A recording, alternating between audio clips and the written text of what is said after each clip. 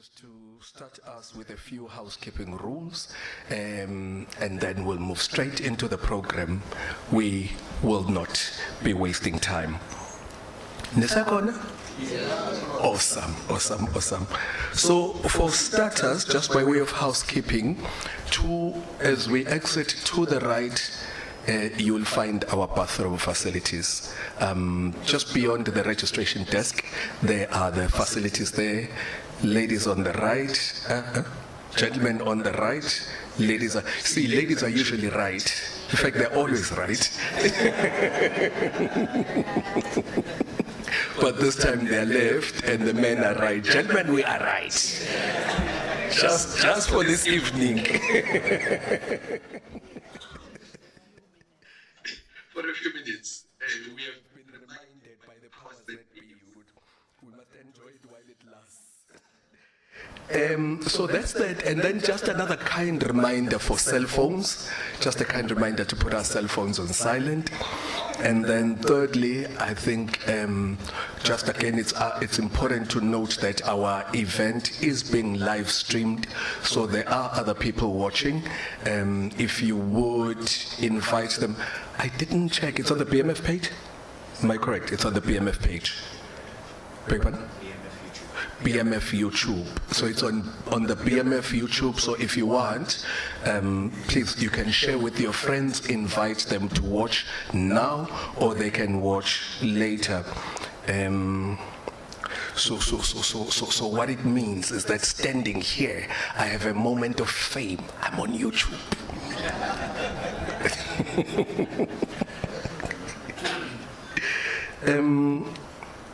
We are then going to go, as I indicated, straight into our program. But before I do, allow me to just tell a short joke. So when I was looking at the program, as we've been given the order of proceedings, one of the things I noticed is there's quite a few people. There's president, and then there's KZN chairperson, and there's this. But I looked, the BMF KZN has a chairperson, and I was reminded how Undonga had settled the issue of presidents and chairpersons and whatever. So many years ago, when we were youngsters, we were tasked with setting up the BMF student chapter. This was 1989. So we were very excited, setting up a student chapter, and we were attending all these big business gatherings. So the steering committee was set up, and then came the time to set up the actual chapter. My big brother was then elected to lead that initiative, so we called him president. He was president. And then came the time to launch this thing. Udon came and he looked at this whole thing, and in typical Don style decided he can't have a young boy called president and himself called president. So he then very gracefully corrected us and put us in our place by telling a joke. He tell us a long-winded story about how Idi Amin invited two medical professionals, had told everyone that in Uganda there's only one president, the rest are chairmen. Needless to say, we got the point. So from that day on, all student chapters do not have presidents, they have chairmen. So Don was very quick to establish protocol and just make sure that everyone understands. So without breaching protocol, I am going to ask the BMF chairperson in KZN, first of all, to welcome us as the host, but also secondly, to acknowledge in terms of protocol, all our protocol observed dignitaries. With that, ladies and gentlemen, allow me to invite on stage Dr. Nathi Mkhwanazi. Shall we give him a warm round of applause, please? Bigger than that, bigger than that, bigger than that. Much bigger.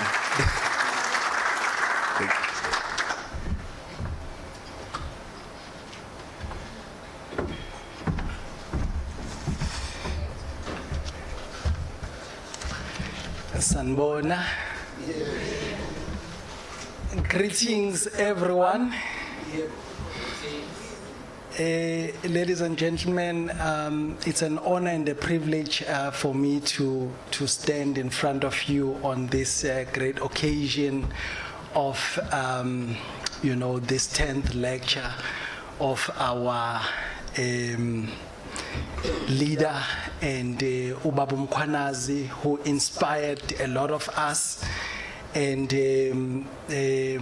who really deposited a seed, you know, in a number of individuals across South Africa, you know. So we also appreciate the presidency that at some point, you know, they finally acknowledged, you know, his contribution to South Africa as a whole. So, ladies and gentlemen, I would like to welcome everyone to this important gathering of the 10th lecture. And I would also like to start by acknowledging our president, Mr. Mkhwanazi, the BMF national president. President, can you just raise your hand, and maybe if you could just, you can just give him a round of applause. Thank you. So thank you, President.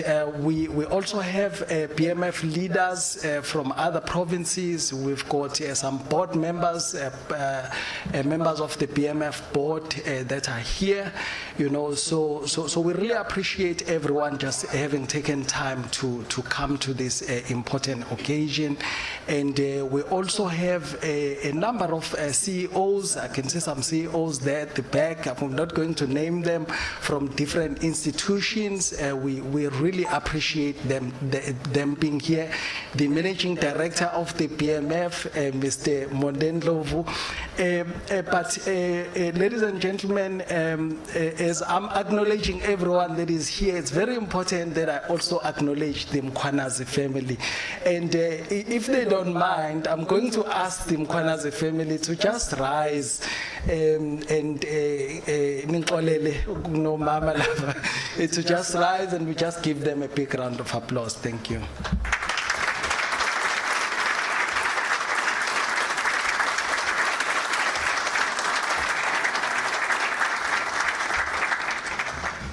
Ladies and gentlemen, I would like to just start by quoting Ubaba Udon Mkhwanazi in one of the speeches that he delivered when we invited him a few years back to come and address us as the BMF eThekwini. And the topic of his address was the stark choices facing the Black Management Forum. And open quote: at this critical stage in the history and development journey of our country, the BMF cannot be in the shadows given the intellectual capital it possesses. It must define and describe the future. It must dream the impossible. As Ariel Dorfman said last year at the Madiba lecture, it is right to dream the impossible. History might happen to just be listening. So, ladies and gentlemen, I just wanted to just share that quote, because that quote, I never forgot that quote. You know, Uti Undonga, dream the impossible. A number of you have been through some of the sessions that he ran, whether it's through iron sharpen upon iron, sharpen iron, and many other sessions that he delivered. You came out of those sessions inspired.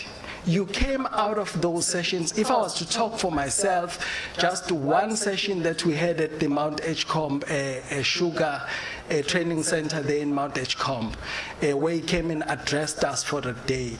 You know, I was a young person at that time. I was part of the BMF Young Professionals, and he came and inspired us. Undonga, he wasn't even feeling well that day, but he chose to take time and come and talk to us.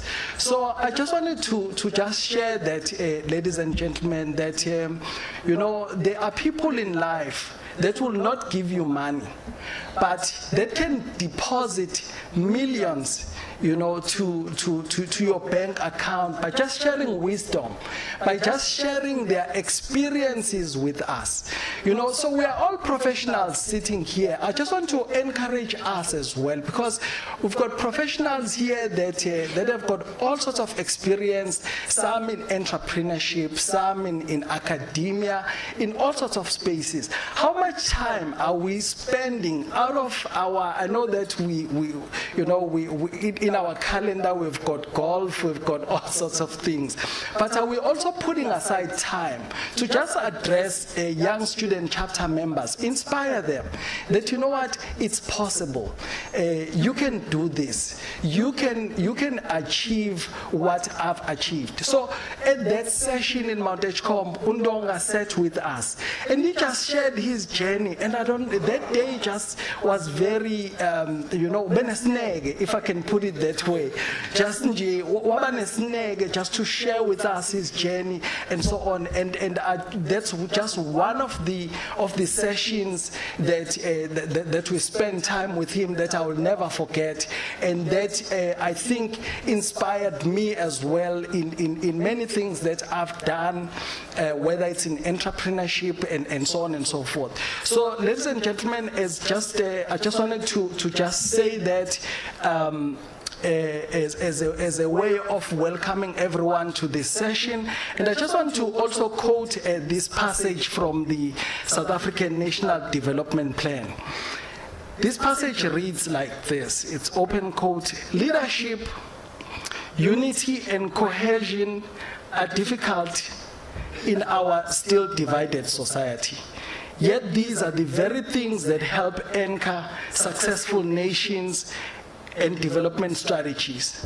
Unless we work together, sacrificing short-term gain for longer-term prosperity, no single part of the South African society can achieve its objectives." So I just wanted to just highlight that as we have reached this milestone of the 10th lecture, that it's very important at this point in time of the development of South Africa that we work together as black professionals, whether it's the Durban Chamber of Commerce working with the Black Lawyers Association and ABASA and all these institutions. So, ladies and gentlemen, I just wanted to just share that, because Undonga will share with us many of his experiences. At some point, he liked to share his experiences in Malaysia with President Mahathir. President Mahathir, who had done a lot of good things for the Malaysian population. And at that time, when I listened to Babu Mkhwanazi, I didn't know anything about Mahathir. But from that time, that stirred my interest in Mahathir, that 2 years after that, I even went to Malaysia and I did my PhD thesis on something related to Malaysia and whatever that had just been sparked by that particular conversation. So, ladies and gentlemen, I just wanted to just highlight that. I know that the president is here. I'm not going to steal his thunder, but I just wanted to just say, we appreciate everyone for being here. And to us, it's huge that you are here, and we are also at a point where we are revitalizing the Black Management Forum in KZN. So I want to also use this opportunity to just encourage leaders to also join the BMF. And some of you might have your membership lapsed or something like that, So this lecture also coincides with the year, which is 2025, when the Black Management Forum has achieved the professional recognition by SAQA. So this year, the Black Management Forum was officially recognized by SAQA as a professional body. I know some of the leaders that will talk, but it's very important, and it's a huge recognition, because that introduces into the South African curriculum new qualifications around transformation and so on and so forth. So, ladies and gentlemen, that is just in short to say Undonga pioneered the space of transformation and black economic empowerment.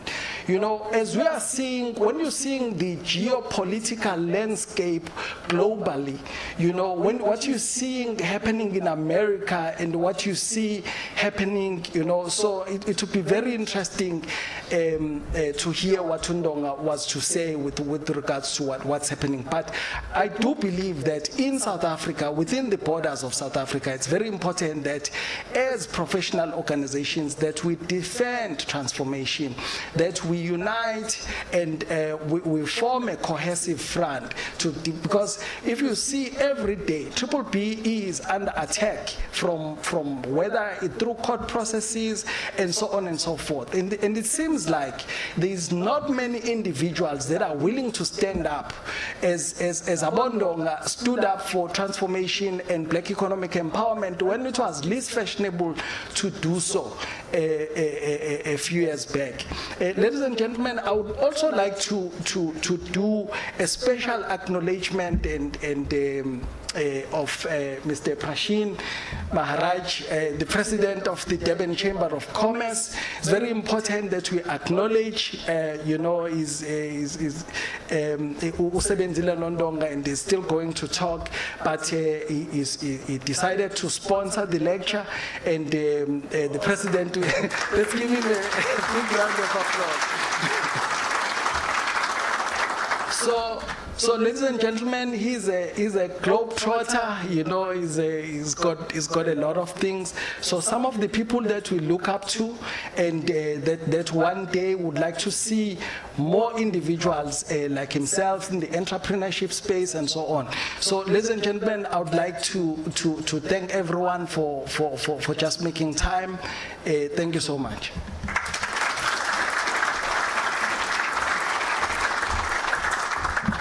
Thank you so much. Thank you so much to the KZN chairperson.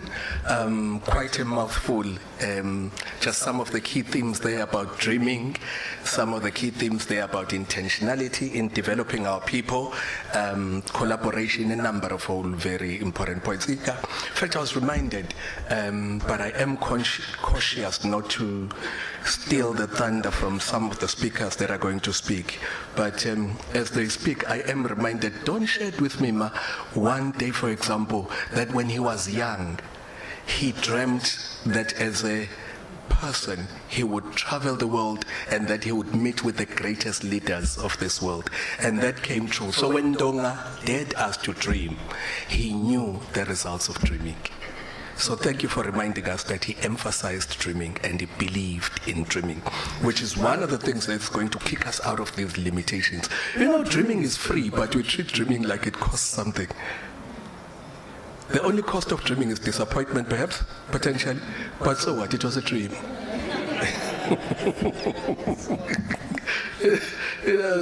So what if I dream of a Lamborghini? Those people on social media, you post your dreams and they're like, oh, so it's late. No, man, I'm just dreaming. Can we please? No pressure. Can I just dream without the pressure? Sometimes we limit each other with this pressure, but indeed it was very, very intentional. I think at that time he was elected 5 times, and at that time the BMF was very clear to identify, to develop, to promote, and to provide effective management. And that's why this day and age you hear someone say, "I'm self-made." It's really, really self-made. There's nothing self-made. But to tell us a little bit more, perhaps, about how we are being supported in this space. We've been invited to come back to the BMF, to join, to swell the ranks. One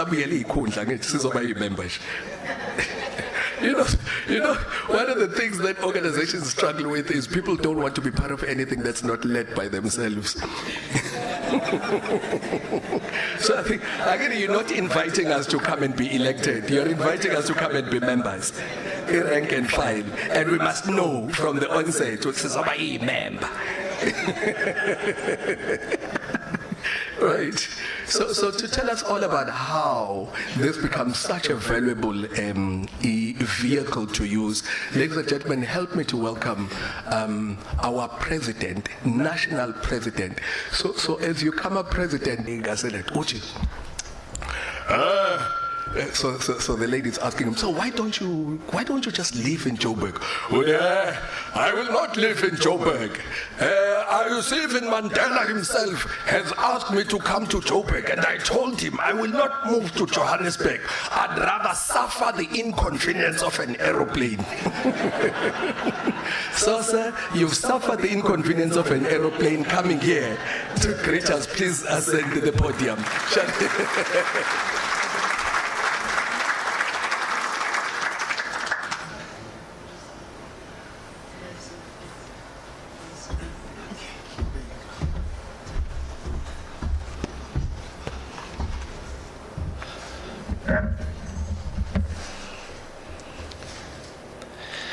Good evening, colleagues. Good evening, ladies and gentlemen. Yeah, I suffered the aeroplanes. And we are here. Let me just follow the protocol. I think that's what is important. And start by saying, Mr. Paul Nkabinde, thank you very much for agreeing, sir. To Nzimande, thanks very much for agreeing to program directors, and you're doing a brilliant work. And it was very intentional for us because we wanted people who know Utonga, and so far you're doing a brilliant work, and thank you very much for agreeing, sir. I'm going to take this opportunity also to say to the provincial chairperson, Dr. Nati Mkhwanazi, thank you very much, sir, for hosting us and the welcome that you gave us. Your house is full. It's because of your leadership and you to make sure that the house is full. Let me take this opportunity as well to thank our keynote speaker, Mr. Prashin Maharaj. Thank you very much, sir, for agreeing to come here and also be the keynote speaker. Just a little bit of a background for those who are not aware. So he has agreed to sponsor this event today, but he has also agreed to sponsor it for the next coming 5 years.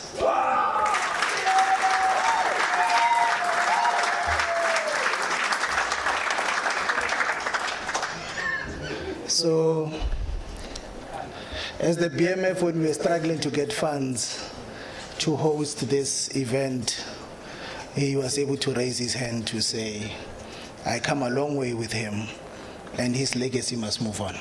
And we really thank him for that. Thank you very much, sir. Another round of applause.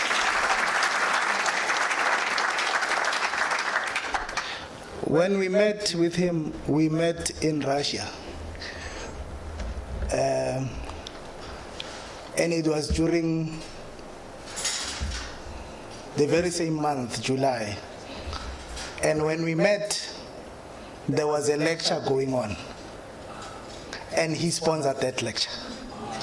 And he was in Russia at the time. And I didn't know him, and he said, do you know that I sponsored the lecture behind? And I was like, I was not aware. He said, yes. But that's when he took me through how he knows him and how he knows Dr. Don Mkhwanazi. And I appreciated at that time our moment we had in Russia. And thank you very much, sir, for that.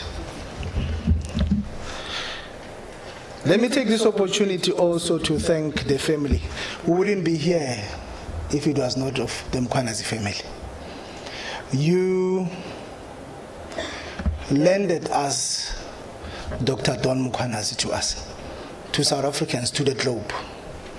And sometimes you suffered him being absent with you because he was doing the nation work and also the world work.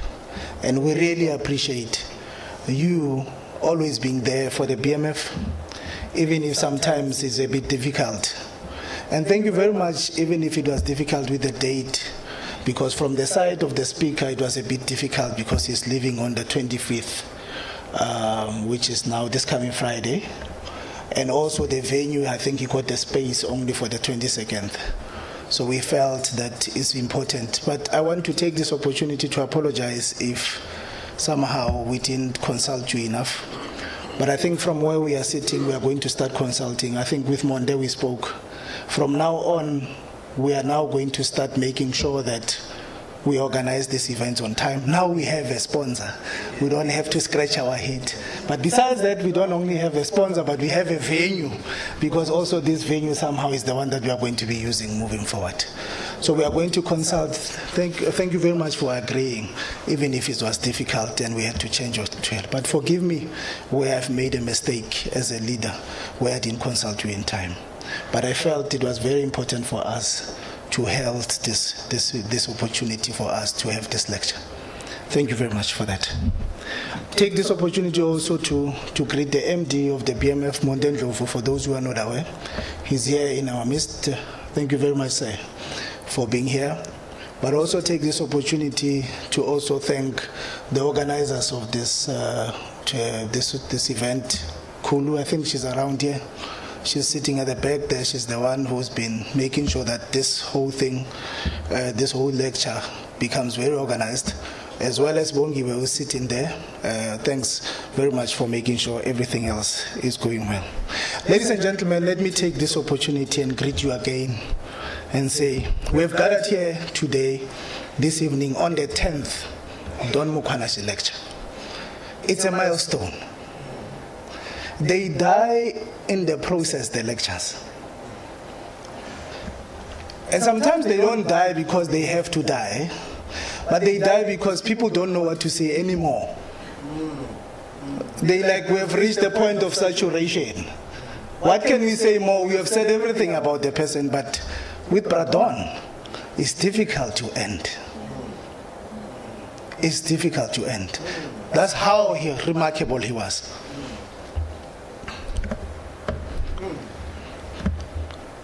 So we are here under the theme today, Driving Inclusive Prosperity, Lessons from Mkhwanazi's Leadership for a Transformed Economy.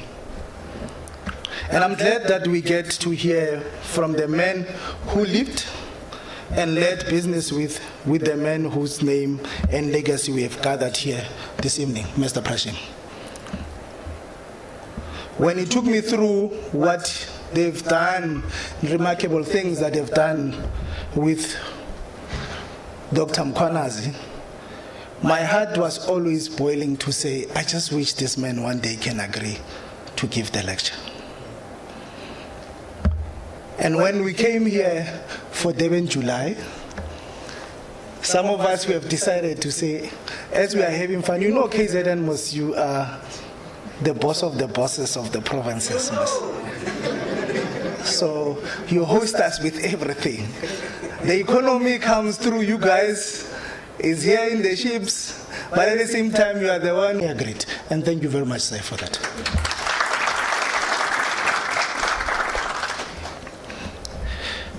The Mkhwanazi family, we come a long way as the BMF with you. And I believe in my heart that we're still going to go a long way. I know that this journey that we have started will not end here. It will proceed. And I'm confident that this family will still be able to work together with the BMF as we remember our leader. I say this because the Black Management Forum owes its existence to the leaders such as Don Mkhwanazi in the 1990s, earning him a title of being called the father of BEE. No one in the BMF has been called that. His leadership transformed BMF from professional networking group into a powerful advocacy group, focused on black empowerment, economic justice, transformation of corporate South Africa. His role in the Black Management Forum was pivotal and foundational. He was not only one of BMF's earliest leaders, but also one of the most influential figures in shaping his ideology and legacy. Under his guidance, the BMF's core agenda moved beyond managerial representation in system change. It pushed for, 1, access to ownership and control of companies, transformation of corporate governance structures, skills development and capacity building for black professionals. Dr. Mkhwanazi conceptualized and promoted the idea of black economic empowerment long before government policy, using the BMF as a platform to advance these ideas. To many black business people, Dr. Mkhwanazi was a business mentor who never compromised on business principles. People like Vusithemba Gwayo, who is the renowned global business people and motivational speakers, were given platforms in the BMF by Dr. Don Mkhwanazi. People may not know. But I'm saying to you, this is the man he was. Majority of the people who are sitting here can also attest to that he gave us an open doors for black people to prosper. Hence, he was affectionately known as the father of black economic empowerment, as I have already alluded, and widely known as a corporate guerrilla, for those who remember him. Meaning that he was a fearless, principled activist in the business world, one who mentored many aspiring black entrepreneurs. In South Africa's business landscape, Dr. Mkhwanazi stood out as a pioneer of economic transformation, someone who translated political activism into tangible opportunities for black ownership and governance. His legacy lives on through the institution he influenced, the entrepreneurs he inspired. In post-apartheid South Africa, in 2019, he was awarded the Order of the Baobab in Silver, if you remember, colleagues, for his contribution to economic transformation and nation building. I'm sitting here next to Santen young professional. They flew here to support you. But I'm sitting next to him and he says, "Hey, President, who is this guy?" And I'm like, "Hey, when?" So you flew, you don't understand why you flew.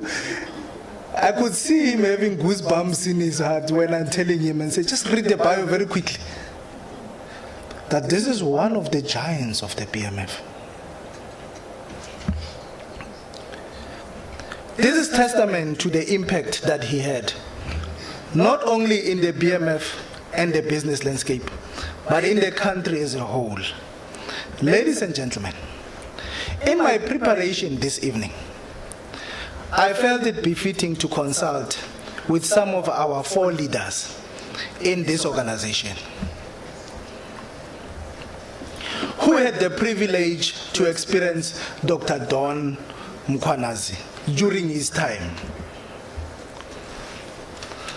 For that, I kindly request that you bear with me and allow me to tap into the fond memories that Usotobe Begisbia have about Dr. Mkhwanazi.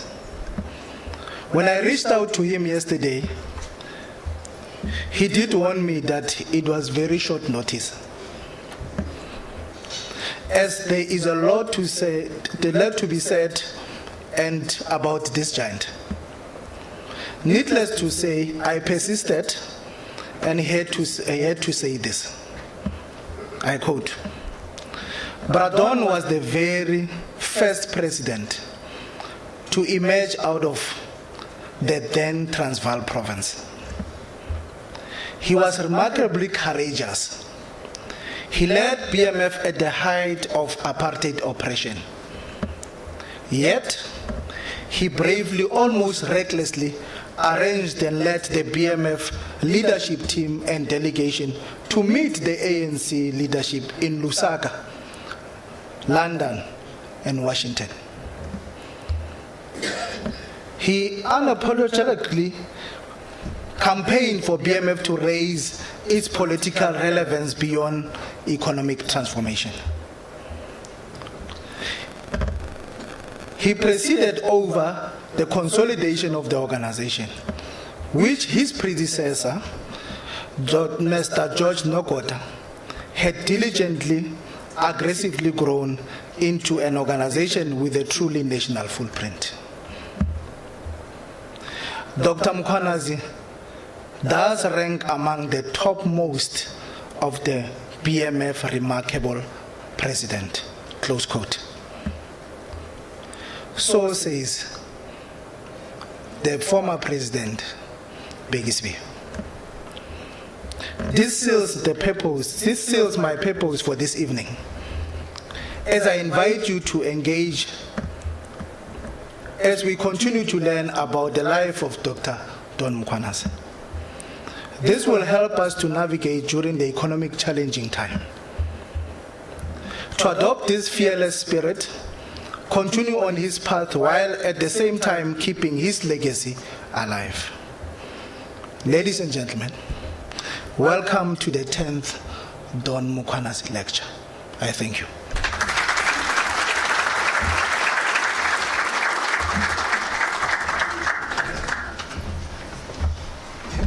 Wow, that deserves another round of applause. Shall we do it again? Shall we do it again? Just do it.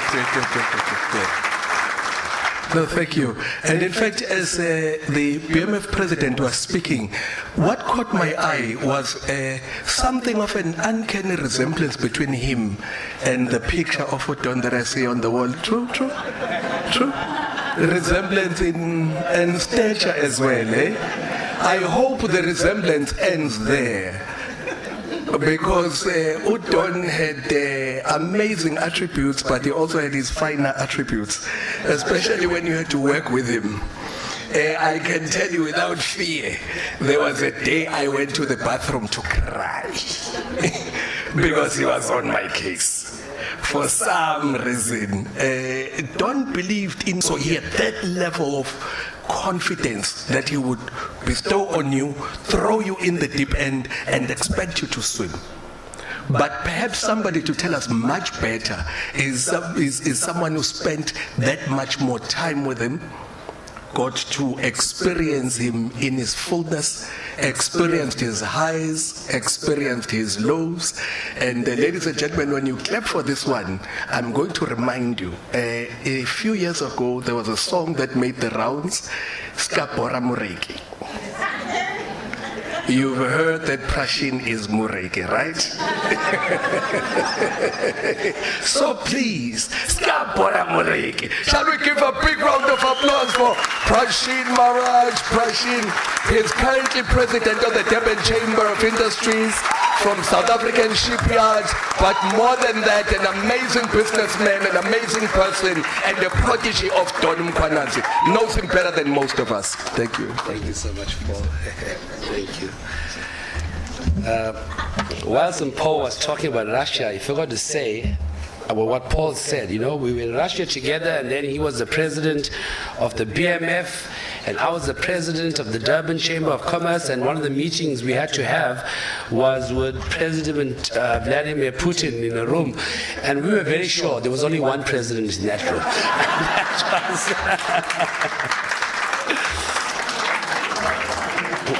So, good evening, esteemed members of the Mkhwanazi family, the leadership of the BMF at national level and provincial level, friends, ladies and gentlemen, and to steal a line from Ndonga, sons and daughters of Mother Africa. Sanbonani, good evening, Kwenand, Salaam Alaikum, Namaste. Please allow me to stand on all protocols observed. I remember when Don wanted to get my attention, he would look with his glasses, Lalela Mshtonish. And that's when I knew I had to pay careful attention. So it's, and by the way, you see, I'm not wearing a tie. For those of you who know Ndonga, I never wore a tie. He wore his Malaysian suits, he wore his Nelson Mandela shirts, he never wore a tie. So I decided to respect him by not following the dress code and not wearing a tie. So it's a profound honor to stand before you today at the 10th annual Don Mkhwanazi Memorial. As I said, my name is Prasheen Maharaj, and I had the privilege of being Don's business partner from 2003 until his passing in July 2016. More than a business partner, I considered myself a friend and a confidant. We first met in 2002 at the University of Natal Business School, where we were both pursuing our MBAs. I think I was the youngest person in the class, I had no business being in the class. I'd never managed a person in my life. And there was in the MBA class with a legend. And I remember the day well. We were in the international finance class discussing capital flight from South Africa when I raised the issue of patriotic capital, referencing Malaysia's example during the Asian crisis, where the president instructed the citizens to repatriate their offshore holdings, which they complied with. Don later told me he wondered who this young Indian was, talking about revolutionary concepts like patriotic capital, and thus began our friendship and later a business partnership. So today we gather to reflect on a topic that was central to Don's life and work, driving inclusive prosperity, lessons from Don Mkhwanazi's bold leadership for a transformed economy. The one thing that Ndonga always taught me, don't go say what people have already said. Say something new. Say something that people haven't heard before. Don't be mediocre. And Don was a man of immense vision, so I'm going to try to say some things that I think would do him proud, things that he would have said, things that nobody has said before, and things with an immense vision, like the man he was, a man of immense vision, courage, and most importantly, unwavering principles. In my eyes, if there was a saying that would summarize him, it would be, it's better to die on your feet than to live on your knees. This wasn't just a powerful statement, it was a philosophy he embodied every single day. One of the foundational lessons I learned from Don, and indeed a principle he lived by, was to begin with the end in mind. For Don, the end was always a South Africa where economic transformation was just not a slogan, but a lived reality for all. He dreamt of a transformed economy where economic function and success would not correspond to race.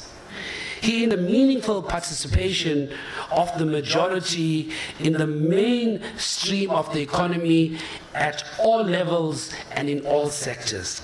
Don's life was a testament to his commitment to driving inclusive prosperity. He spent 12 years in corporate South Africa before starting his own entrepreneurial journey in 1990. It was during this period he became a pioneer in economic transformation.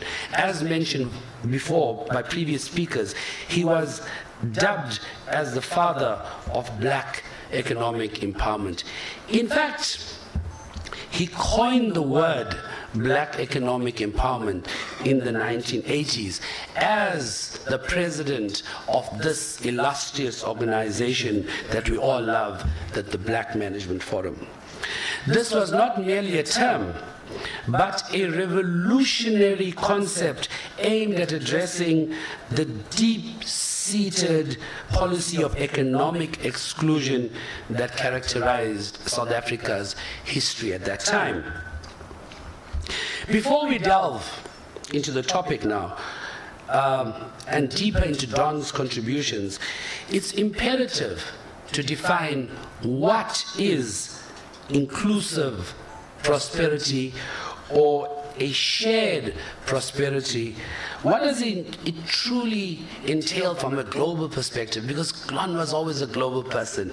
You know, if someone had to have coined the term think global and act local, was him. So it goes far beyond GDP or GDP growth or a reduction in the official unemployment figures.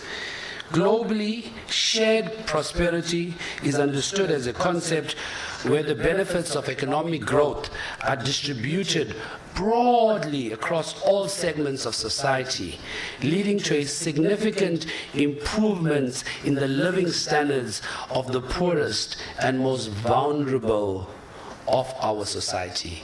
That's where Don's heart was, with the poorest and the most vulnerable of society. It means broad-based economic participation. Everyone, regardless of background, equitable opportunities to participate in economic activities, contribute their skills, and generate a dignified income. It means reduced inequality. The gap between different demographic groups over time as measured by indicators like the Gini coefficient. It means access to quality social services.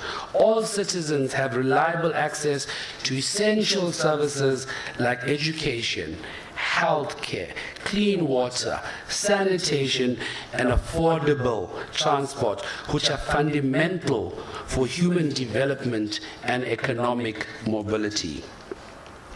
It means economic security and dignity for our people.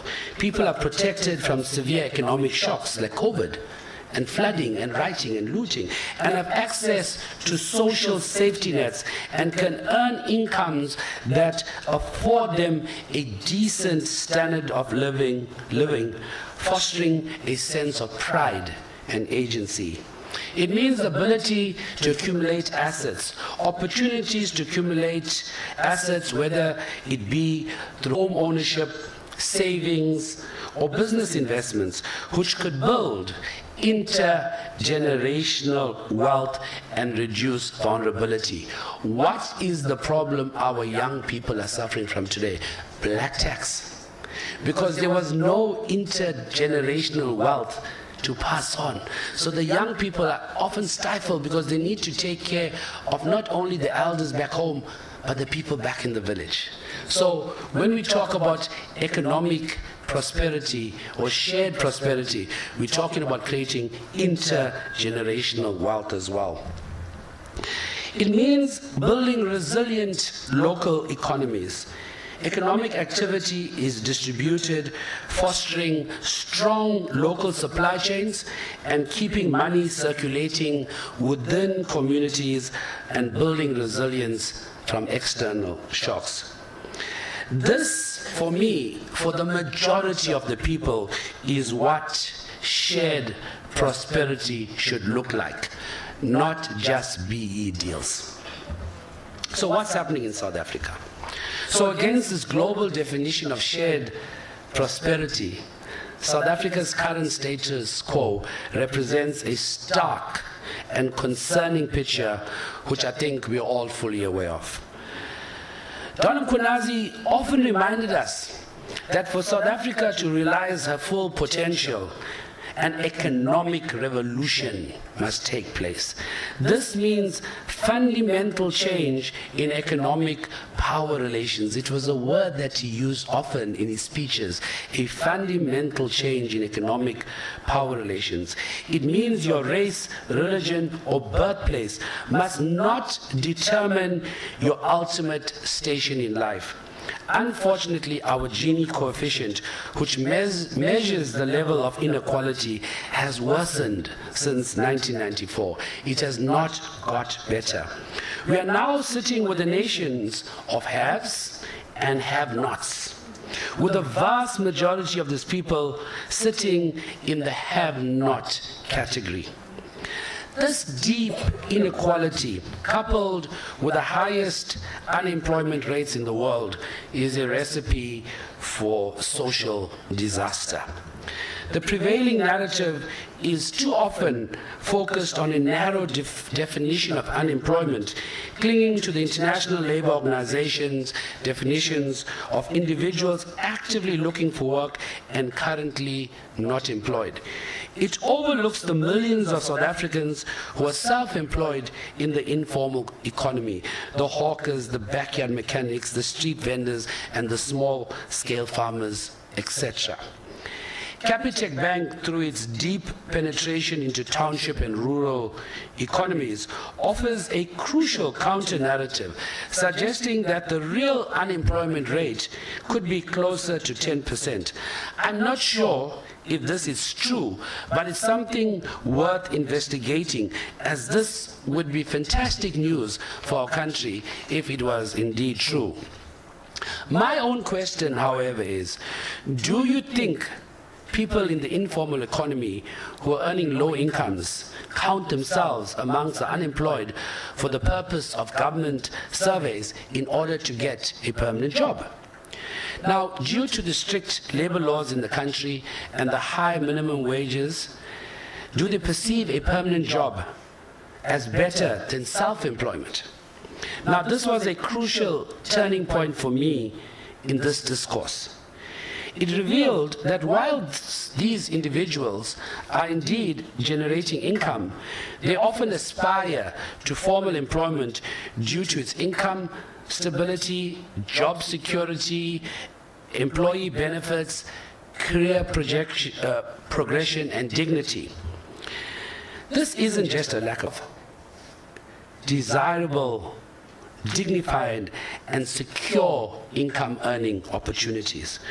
So until self-employment becomes desirable and the income is dignified, they will continue to count themselves as unemployed, even though they earn income every month.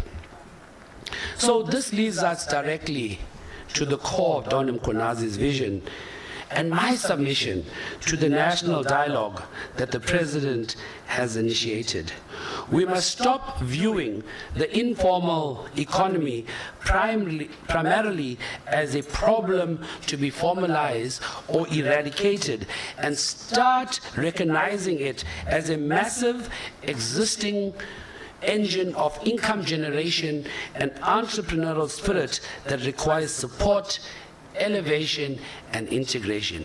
Even Donga was alive and the national dialogue was there. The first thing he'll ask me to do, he'll write a letter because he couldn't type, and he'll make me type the letter to send it to the people in the national dialogue to say, these are some of my thoughts.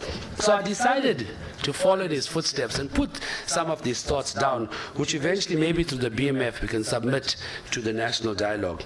So if we can meaningfully address the drivers that make formal employment universally preferable and desirable, we can transform self-employment from an option of last resort into a highly desirable first choice. This immediate shift in perception and policy, in effect, would bring our effective unemployment rate down closer to a figure of 10% if this data is accurate.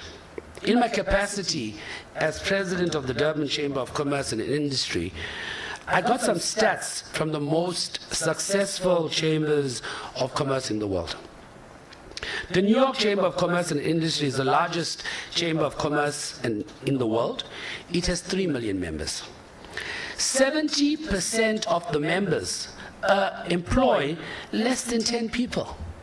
So it's a fact that all successful economies are characterized by an overwhelming presence of small and micro enterprises. And therefore, it continues to surprise me why we as black people continue to aspire to be BE partners to large companies instead of opening our own successful small businesses. We too can be innovators. We too can be creators. We too can be the developers of intellectual property. Why do we need to be a BE partner? I think that, and there's a place for BE partners to transform large corporates, but for the vast majority of us, no, that's not our route. We need to earn money tomorrow. So we start a business, we start earning money tomorrow. So I think this is the impediment to our journey of shared prosperity, because the majority are looking to be partners. Our skills as black people, our intellectual property is focused on getting a slice of the cake instead of baking our own cakes. This doesn't lead to growth. Many people baking many cakes, that is what will grow this economy. So this is where the bold leadership exemplified by Ndonga becomes paramount. SME, which is small and micro creation, particularly by elevating and dignifying the informal sector, is not just a component of inclusive prosperity, it is its very engine. Like how the SMMEs are the engine of growth in Germany, United States, France, Spain. The SMME sector should be the engine of growth in this economy. It's about shifting from a narrative of job seeker to income earner and opportunity creator. This radical discourse is foundational for genuine peace, stability, and unity. I believe Don would have supported this. When citizens feel seen, when they feel valued and supported in their existing economic endeavors, rather than being dismissed as unemployed and a burden to the state and marginal, it builds trust. It fosters resilience and reduces the fertile ground for social unrest. It empowers them to be active participants in building the nation rather than passive recipients of aid. Don's personal journey and his life's philosophies resonate with this vision. You know, he believed in excellence, not mediocrity. Don taught me we cannot associate ourselves with mediocrity. Like Paul just said, I would, if we write something and give him, oh yeah, okay, yeah, no, and then he'll make a lot of notes on it, and he basically rewrote everything that he wrote. So this isn't about creating small, struggling businesses.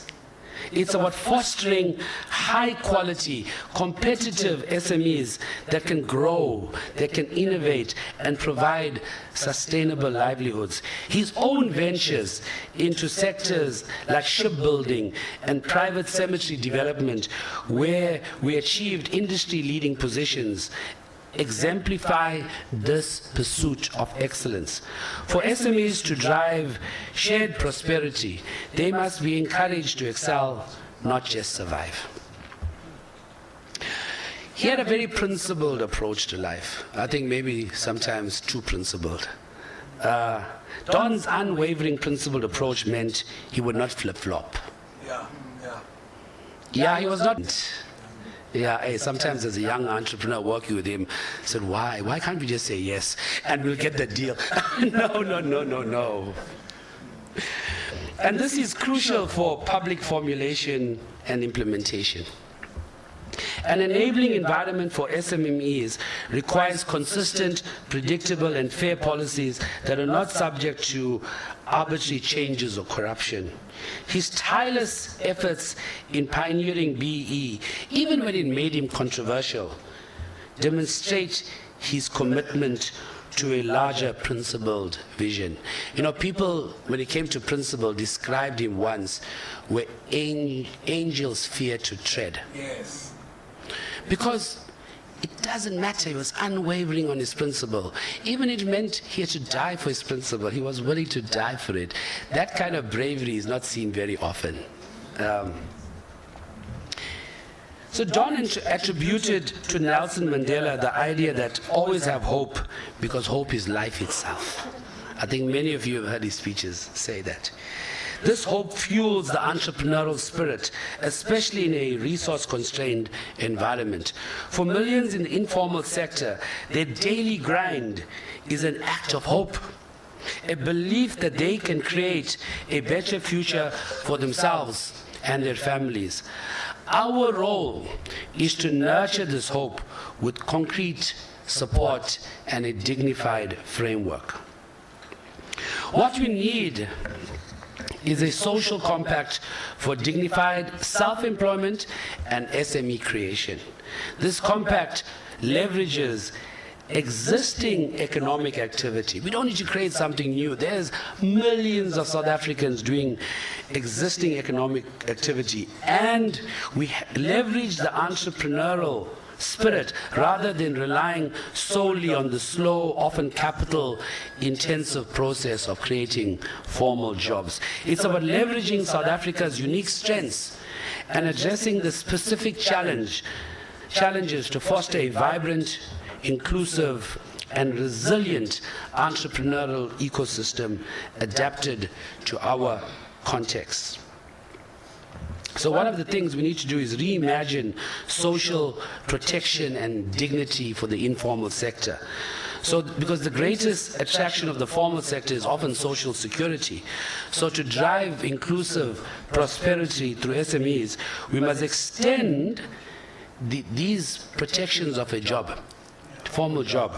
We must extend it to the informal sector. So for example, tailored healthcare access. So this includes subsidized, accessible healthcare insurance schemes designated for informal workers with flexible payment options. We need to invest in enhanced primary healthcare in townships and informal settlements. This itself is a business opportunity. Imagine if nurses set up primary healthcare clinics in townships to treat common ailments. In fact, healthcare in this country is too expensive in the private sector. I remember, and I'm going to get a bit personal, for my Discovery Executive Medical Aid, for my family of 4, I should pay 21,000 a month. In Europe, where I'm settled and they settle now, up and down, for the 4 of us, it's 5,000 rand a month. Now imagine if in Europe it can be 5,000. What can it be here? We need to be creative so that self-employed people, informal sector business people can get cheap health insurance like they would do in a permanent job. We need flexible retirement and saving schemes. So we need to incentivize formal sector banks, particularly those with a mass market focus, like Capitec and others, to develop user-friendly, low-fee micro-pension funds and saving products that allow for small, irregular contributions. Now, digital platforms can be leveraged for effortless contributions on an irregular basis because they don't often have the money, to have forced savings for SMEs to be accessed when required. We need income protection and informal unemployment insurance. So we need to explore innovative models where informal workers contribute a small percentage of their income to a collective fund for basic income safety nets during illness, injury, or economic downturns. So they feel bold and courageous because they know if things go wrong, they have something to fall back on. We need empowering skills developments and self-improvement. So this moves beyond basic literacy to fostering genuine entrepreneurship, innovation, and competitiveness. We need them to teach them to be proper entrepreneurs. Global examples demonstrate that effective skills development requires practical relevance and accessibility. So why don't we overhaul TVETs or use TVETs as night schools to offer flexible, modular, short-term courses directly relevant to informal sector needs, focusing on skills that translate directly into increased income and quality for existing informal trades. We are so obsessed with this education system that hasn't changed for 120 years. You know, we are breeding a nation of regurgitators to pass exams, not a nation of doers who have skills, the ability. There needs to be, I believe, a fundamental overhaul of how we educate our children.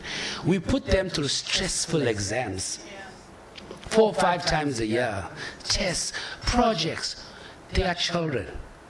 They do not need to be stressed. They need to learn.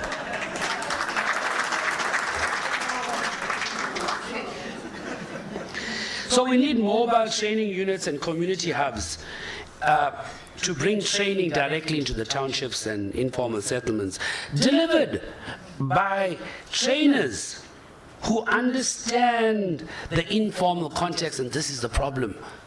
We have the wrong teachers. When we do training, and there's a lot of training happening. People have been using the skills funds and CETA funds. Every person who opens a business, it's a security company or a training company. And then they just bring any Tom, Dick, and Harry to train these people, to teach these people. That person is just regurgitating some notes that they read the night before to these people hungry for the knowledge. We need to bring relevant teachers to teach entrepreneurs.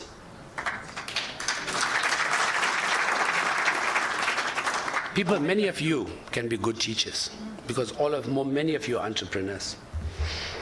So we need master craftsman programs leveraging successful informal entrepreneurs to train apprentices to ensure knowledge transfer. You know, with the advent of AI, if you're sitting behind a computer, you'll be replaced, but you're working with your hands, you can never be replaced. And I think that is why at Sandrock Austral Shipyards, our company, and this is what many people don't know. When we took over the shipyard, Ndonga insisted we start an artisan training program. So within 1 year, we started the artisan training program, and it has grown to the biggest artisan training program in the marine engineering industry in South Africa. So we got Singobile Koluse as our chief people officer sitting there. So we reached a little wobble in our business, and there was not enough funds to take on a whole lot of artisans, and we thought we got facilitators who we employ full-time to run this artisan training program. Should they be retrenched or not? I said, no, in Ndoga's memory, they shall not be retrenched. We shall keep them because good days will come in 2 or 3 months' time, and we'll start that artisan training program having the 50, 60 people that we used to have. And that is one of the biggest legacies he has left in the marine engineering industry in South Africa, because the artisans that are trained at Sandrock Austral Shipyards are poached by everybody, including Transnet. Limited data anywhere in Europe. Limited data anywhere in Europe. Unlimited. And what do we pay here? So I think to myself, if Europe can make healthcare so cheap, if they can make digital access so cheap, what's wrong here? There's something happening. We need to get somewhere. We need a commission of inquiry. Don't ask the president. Don't ask the president to make another commission of inquiry. But we need to figure out what's happening. So we need to prioritize universal access to affordable, high-speed internet, explore programs for subsidized devices, training on using digital tools like WhatsApp Business, Google My Business, and simple accounting apps, drawing inspiration from the rapid adoption in countries like Nigeria and Indonesia. So those countries are doing it. let me tell you, I know those two countries well. We are far superior than them. So if they can adopt these digital tools, so can we, to fast track business excellence. And our entrepreneurs need business development support. So we need to establish decentralized community-level business incubators that provide tailored advice. Formal sector businesses can create structured mentorship programs. Financial institutions must innovate beyond traditional lending, focusing on flexible microloans and character-based lending. And there is such thing as character-based lending as pioneered by microfinance institutions globally. So the credit bureau and collateral-based lending must go. It must footsack, really, because it is inhibiting our people from reaching their full potential. Internationally, it's been done. We too are people. We too are humans. So if it can be done in all the other countries, it can be done here. So the other important thing is to create market linkages and to create enabling infrastructure for entrepreneurs. So connecting informal entrepreneurs to broader markets and providing a dignified physical environments is important. So what we need is improved physical infrastructure. We need to invest in safe, clean, and well-equipped market stalls with access to water, sanitation, and electricity, legitimizing informal traders. Why? Because formal workplaces are places of dignity. Informal workplaces, currently, if you look at them, are places of indignity. So we need to develop affordable local transport networks because people find it expensive to come from their houses to where their stalls are, where their businesses are. And it's the government's response, and this is the only time I'm going to ask the government for something. It's the government's responsibility to build this infrastructure on a mass scale instead of wasting funds on workshops to discuss SME creation. Please put these funds into the infrastructure that the entrepreneurs can use and not talk shops.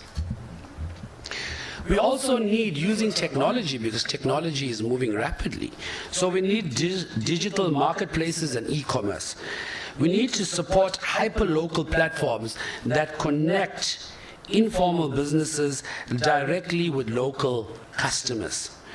And we need to draw inspiration from platforms like Jumia in Africa or Gojek in Indonesia, which I used quite extensively when I was in Bali. And these hyperlocal platforms can actually facilitate township economy procurement, linking large retailers to informal suppliers. We also, next to Proudly South African, I think we should have a Proudly South African informal branding. So this will ensure that supply chains become more inclusive to enable a shared prosperity. We need to move beyond the BE certificate to achieve real transformation for SMEs. The BE certificate has made transformation lazy. You just produce a certificate, whether you're transformed or not transformed, you are transformed. So we need to create a new and distinct and simplified legal registration category for micro and informal businesses to grant basic legal recognition and access to simplified permits without imposing the full burden of corporate tax or complex labor laws on them. I think, and the SARS commissioner is not going to like me, we should have a 200,000 per annum tax-free threshold for these kind of businesses. So if your profit is 200,000 or less, you should not pay tax. A lot of people are not counting themselves because they don't want to pay tax. So let's just say 200,000 tax-free is yours. And then you will see the rise of small businesses. Also, we need to streamline permits and combat corruption. Our own people are now the gatekeepers for SMEs getting licenses and permits. You go try applying for a CIDB certificate so you can apply for a government tender. Good luck. Yeah. And there's global precedents, there's global examples that we can follow. So while South Africa's challenges are unique, we can draw valuable lessons from other resource-constrained economies that have fostered entrepreneurial growth. I mean, you got countries you go to so poor, like Indonesia, India, Vietnam, but they got unemployment rates of 4-5%. How? So Don believed in learning from others, as evidenced by his Mr. Malaysia title. So we too must follow him and learn from others. In Rwanda, their aggressive focus on ease of doing business, simplifying regulations and linking small farmers to international markets offers a clear blueprint from removing bureaucratic hurdles. In Kenya, they have something called M-Pesa. This mobile money system fundamentally transformed the informal economy, providing cashless transactions and microloans, demonstrating the power of digital innovation in a developing context. South Africa's high mobile penetration is a massive asset for similar solutions. But why they're not doing it? No, we're being held captive by the big 5 banks. They want us to use them. Sorry for anyone who's employed for a bank here. In India, they have digital public goods. So India has 2 things. It's the Aadhaar, which is a digital identity. Every citizen has this digital identity. And UPI, which is Unified Payment Interface. So it becomes so easy, in a trusted way, universally across the whole country, to be able to make payments and receive payments. And this has fueled massive growth in digital payment services, benefiting small businesses across the informal sector. So this showcases how government-supported digital infrastructure can be a powerful enabler. This cashless economy, transaction costs, can take away the threat of being robbed that many SMEs face, because we're using cash. And when you have cash, you become a target. In Bangladesh, they have something called Grameen Bank.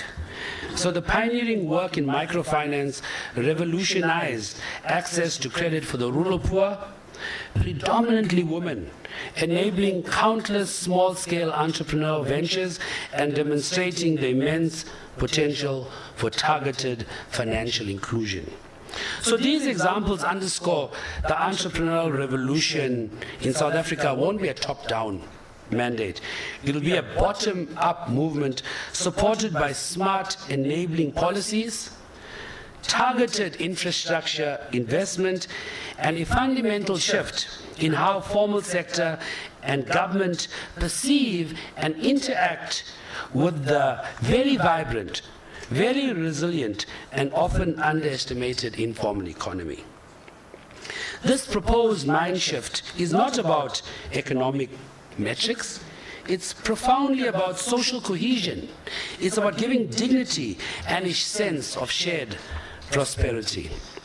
It's about breaking the cycle of dependency, creating and investing in existing income-earning activities. We can empower citizens to be active contributors rather than passive recipients. This fosters self-reliance and reduces the burden on social grants and instills a sense of pride and ownership in their economic destiny. No human being wants to go out to the begging bowl.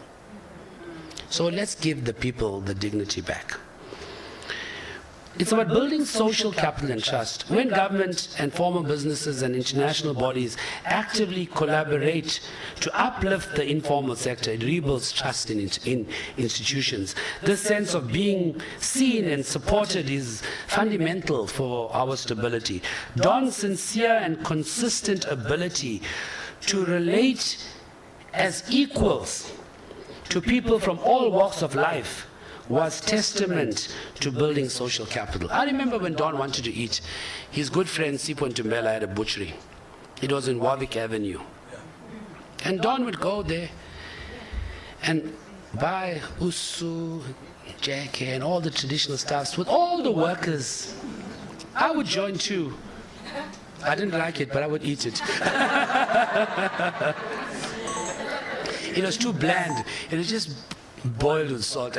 Too bland, right? But I sat there, and that was who he was. And I remember when he wanted a curry, there was a place in the south near Esipingo. I forget that hotel. We'd go there and get a curry. And also a place of the people. Yeah, Island Hotel. That's where he'd go to get his curry. Because always with the people, not in the five-star fancy restaurants where all the people go these days for the gram and to show they've been there even though they ordered a starter and got out. Yeah. You know, that's who Don was. Just a man of the people. I even remember his wine. He liked wine. But you know what wine he drank? Chateau Libertas. He should tell me, hey, Prashin, we can go buy 100 rand bottle of wine, a 200 rand bottle of wine, but this 20 rand bottle of wine is very good. He was not a snob. Direct intervention in the informal economy addresses inequality at its roots, providing tools and protections to the most vulnerable. This is a radical redistribution of opportunity, not wealth. And this is fundamental. Redistributing the opportunity does not cost money. It does not cost us black people to borrow money from the banks to buy our steaks. And that is what we need. We need opportunity. It's a very important point. We need to redirect these opportunities to the have-nots on a massive scale. And not just talk about BN transformation. BN transformation does not redistribute opportunity. It talks about taking someone else's part of the economy. No. We got plenty of opportunities. This country is made up 85% of black people. It's the black people's opportunity. Let's just give it to other black people. I mean, it's a simple equation. We don't need to think too much about that one. It must become the normal course of business, not a special intervention to help poor black people. See, they need opportunity on a sustainable basis. Just how in the United States, in France, in Germany, opportunities are passed on to SMEs. It's normal. That's why SMEs make up 70% of the economy. Why you need something special here? I don't know, but we must think about that one. So, I was speaking about fostering local economies and resilience and the circular economy. And for me, that is very important, because when you circulate money in that community for a long time, it builds a prosperous community. The Jewish people openly say that. $1 will move 16 times. The grievances that fuel social unrest diminish. A thriving, integrated, informal sector can absorb economic shocks, provide a sense of purpose, and unify a nation around the common goal of shared prosperity from the grassroots ups. It shifts focus from competition for scarce formal sector jobs to collaboration in expanding the pie for everyone. Don Mkhwanazi strongly believed that it is critical not to give people a fish, but to teach them how to fish.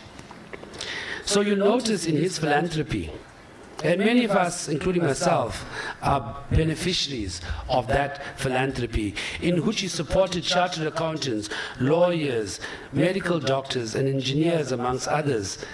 And it demonstrated his commitment to empowering individuals with the skills to achieve self-sufficiency. This aligns perfectly with driving inclusive prosperity to SME creation. Guys, they said this was a lecture, so I had to give a lecture. But in conclusion, and a call to action, in all my deliberation, I've deliberately left out colonialism and apartheid. I've tried as far as possible to leave out the issue of race. I'm saying we need to start putting humanity in the center of all that we do. We need to look at humans in prosperous and developing countries and see what those humans are doing. We are human too, and recreate it here. Otherwise, we'll still be fighting with one another 30 years from now with things I suspect just getting worse off. The national dialogue is a singular opportunity to move beyond incrementalism and truly redefine South Africa's economic future. My plea to that esteemed panel would be to embrace the hypothesis of Capitec, and there's another book called Kasi Economics, if you must read it, not as a statistical anomaly, but perhaps as a product, as a profound truth about our nation's underlying entrepreneurial spirit, built on a spirit of resilience and a need for survival.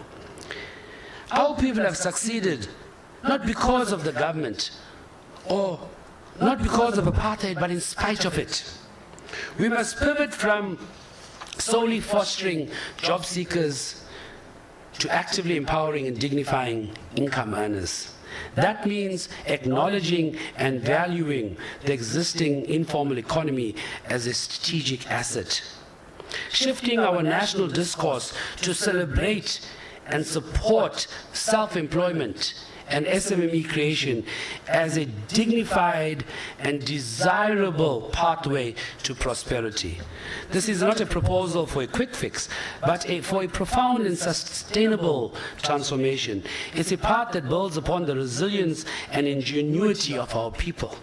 It promises just not a reduction of unemployment figures, but a genuine increase in dignity, security, and opportunity for millions. I think this is something Don would have advocated for, because he was always truly transformational and always ahead of his time.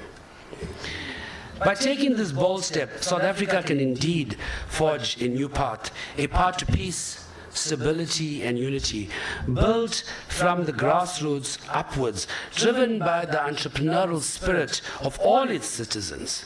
Prosperity for the people, by the people.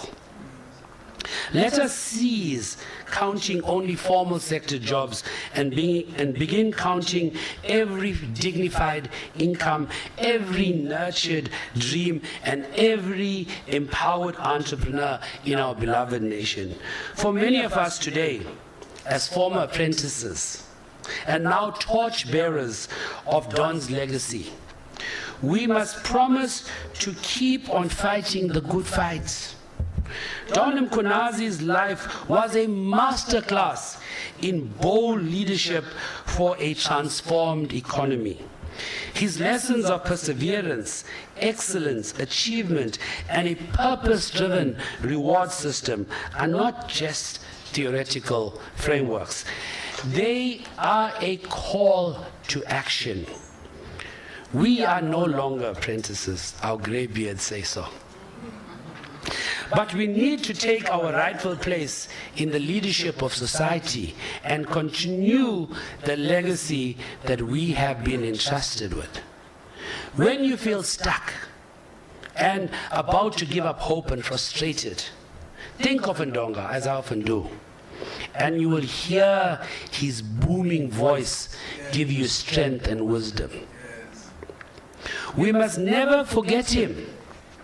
And we must always do our best to live up to his expectations. He sacrificed his life, his personal well-being, and many times his own personal income and wealth for the greater good. His family can attest to him. His close friends can attest to that. I remember when he was elected chairman of the Friends of the Jacob Zuma Trust, we were abandoned by everyone for the fear of being associated with an Mbeki enemy and a Zuma friend. And then Zuma becomes president, and Don gets elected to boards of Transnet and other such powerful organizations. We had many friends after that. Many friends. So, if you look at Don's life, it would be amiss if we don't do the same. Let us all be inspired by Ndonga's bold leadership and work towards a South Africa where inclusive prosperity is just not a dream, but a tangible reality for every single citizen. I thank you for your indulgence, as Don would say.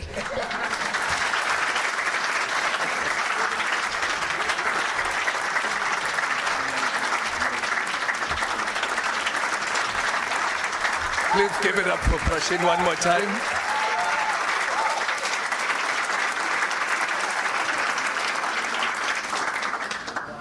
Wow. Wow again. And if you thought Prashin's boldness was limited to this room, allow me to quote something he said in another platform. And I quote, "As a result, stakeholder commitment and enthusiasm for initiatives, especially from the private sector, has dwindled. There is no more trust and belief that the government can unlock the full potential of the ocean's economy," said Prashin Maharaj, president of the newly established Maritime Industry Transport Development Task Force Network. So, he speaks it as it is. Very, very reflective of Don's own influence. Udonga will speak. In fact, at some stage we met and we were considering, so he had asked me to assist to write a book on his life, and we were trying to come up with a title for the book, and one of the plays was he played with the idea of shooting from the hip as a title. You know? and that was very apt, and thank you, Prashin, for reflecting on Don ever so truly, like ever so honestly. I had the privilege at some stage of reading through all his papers. They are in a file. I read through all his papers, and absolutely everything you said, and I'm not validating your speech by any means, but I'm just saying I heard him speak through you. So shall we give that another round of applause, please?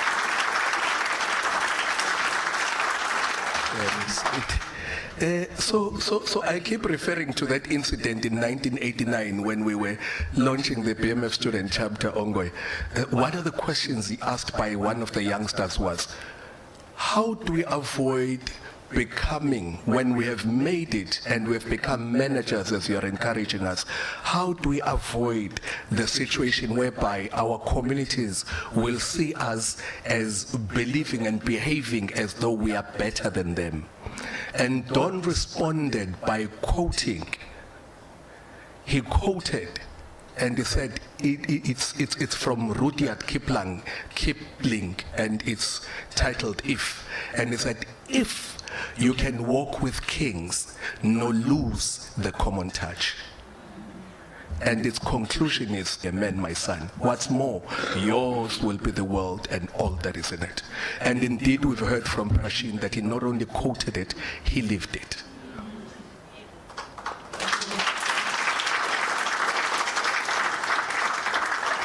He lived it very much in the office where he worked.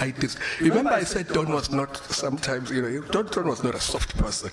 I remember the one time he was dealing with his office administration, and there was a lady who had come all the way from Guamakota to try and collect her money because she had cleaned the office and had not been paid. So she came, and I remember Don asking, so why didn't you pay her?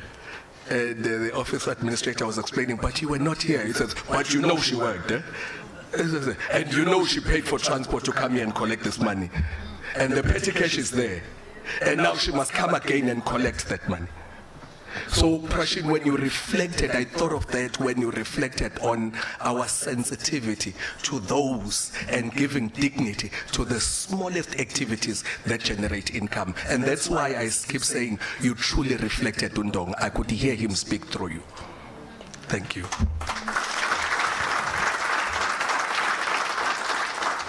And he reflected that respect for the ordinary man quite a lot through his food. Undonga, you would find him kwati ehleli ney'nsizwa nje eshukuza. Ingane ngezwa. You know that drink that's called ingane ngezwa? Because you hold it by the ears and you shake it like this. So when it was from his NSB days, he started deciding he was going to, make it Juba fashionable, and he would demonstrate that by drinking it himself, So you'd find him Napakwati, and I was just reminded again, would also be seen Gwati battles and all of that, supporting the ordinary people. So we know that he reflected a lot of his humanness through food. And it is therefore apt that we would now break for dinner. And then the rest of us can join and serve lapa. In that way, ladies and gentlemen, allow me to say dinner is served.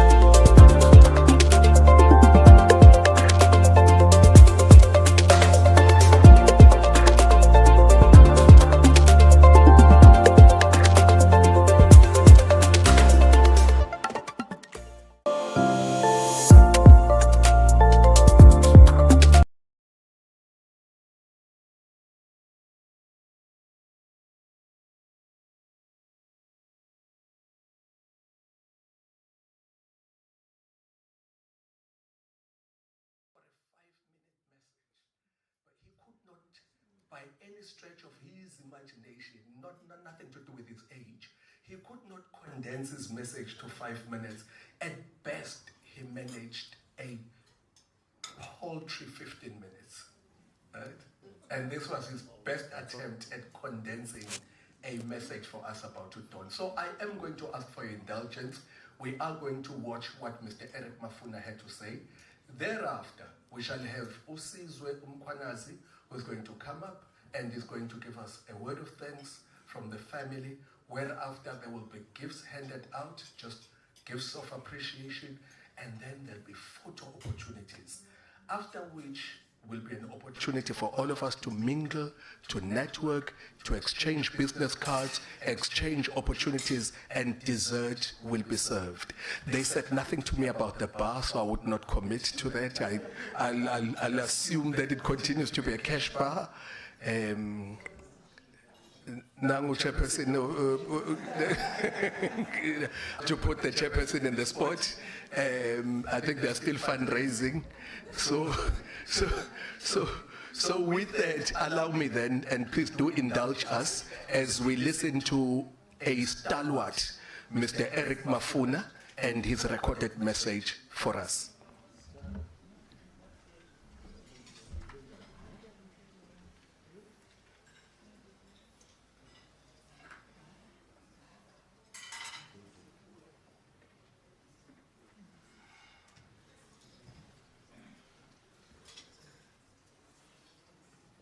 Catching it halfway, because by the time the Dono and Lord never took over, the organization had been having on and off relationships with the ANC, who were more comfortable with business leaders.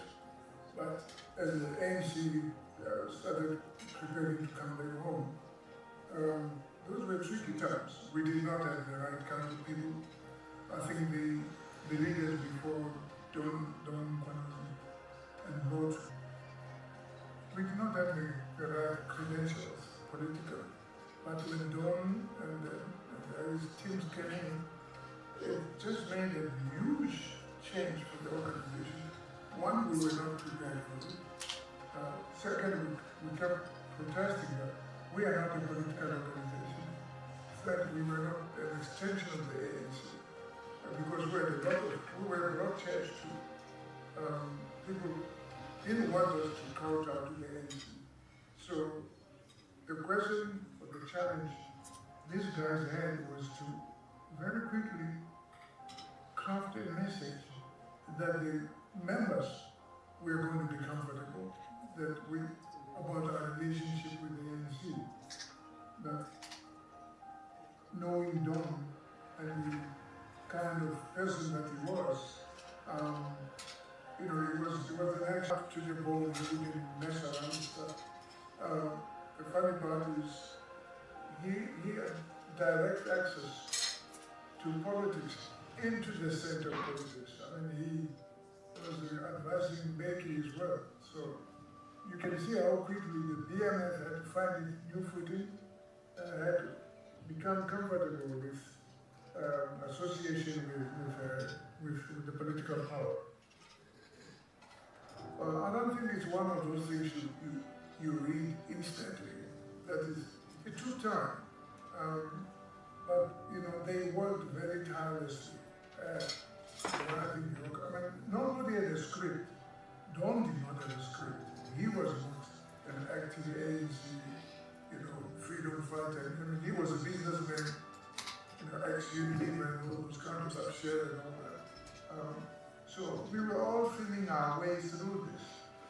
But I think in time, they've done very exceptionally well. That we knew it had 15, 20 years to be comfortable in the way we relate to different power bases. Business on the one side, they were very aggressive towards business, particularly Lord and Lovo, that worked very closely with Don. They were pushing affirmative action, they were pushing Roddy and all. So when Don came in and then we started talking about government, was how do we make ourselves relevant? How do we make ourselves effective, and how do we partner in an aligned manner with the new government. So, as I say, nobody had a script. You will find it there when you go. As long as you were ready when the action started. The context to that, when we started the BMF, there was hardly anybody who qualified to be called the manager, because apartheid laws did not allow black people to occupy positions in management. So if anything, they were called PROs, Public Relations Office or something like that. So in 1974-75, there was not a person in South Africa that had the title manager. Now, and these guys were right, because when they came on board, their feet on the ground, they understood. And they also had a close working relationship with big business. They understood that we are full of existing managers, because by the time Don and his colleagues took over, I doubt that there would have been 200 managers in the country. So you were duty bound to open not the pool. So, exactly. So 50 years down the line, we're beginning to fruit of the work we started. So we don't have to be in a hurry to say, I'm in there and I'm getting my share or whatever it is. And I think foresight in these guys was, we need to go to the university, we need to go and talk to lower level, entry level of management, sort of, people that are not nowhere near our management. So we still haven't done that work of helping to prepare in the workplace people go into management. But the world doesn't wait for you to be ready. It says, come on, and you got to swim your way through all of this. Well, I'm least qualified to talk about that, because remember, I had been, I pushed the BMF for the better part of 10 years, 15 years, and I decided for the organization to move, I need to pull back, because otherwise I'll keep on saying, but I started this is not what you envisaged, you shouldn't do this, you shouldn't do that. I said, guys, go for it. So the area of economic empowerment wasn't just something Don figured in his mind. When they came in, South Africa had been going through something called the Sullivan Code, which was imposed by American business on South Africa, that you need to start doing things to soften to change the way things are happening in the workplace. So when Don and them came on, there was an agency about affirmative action to fight. They went into exile, some went into prison.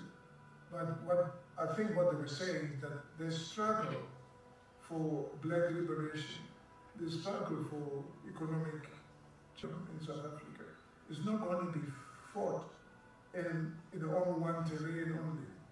It's not only the political people that are doing this. It was being fought on so many different fronts. So remember, the churches were roped into this thing. Township black business were roped into this. 1970s in the next 500 years. So South Africa is a country. In the next 500 years. So South Africa is a country. We've got a long-term mission. It's not just building businesses that are owned by black people, or building structures that are going to be catering for black leaders. We are talking about a political economy. Right?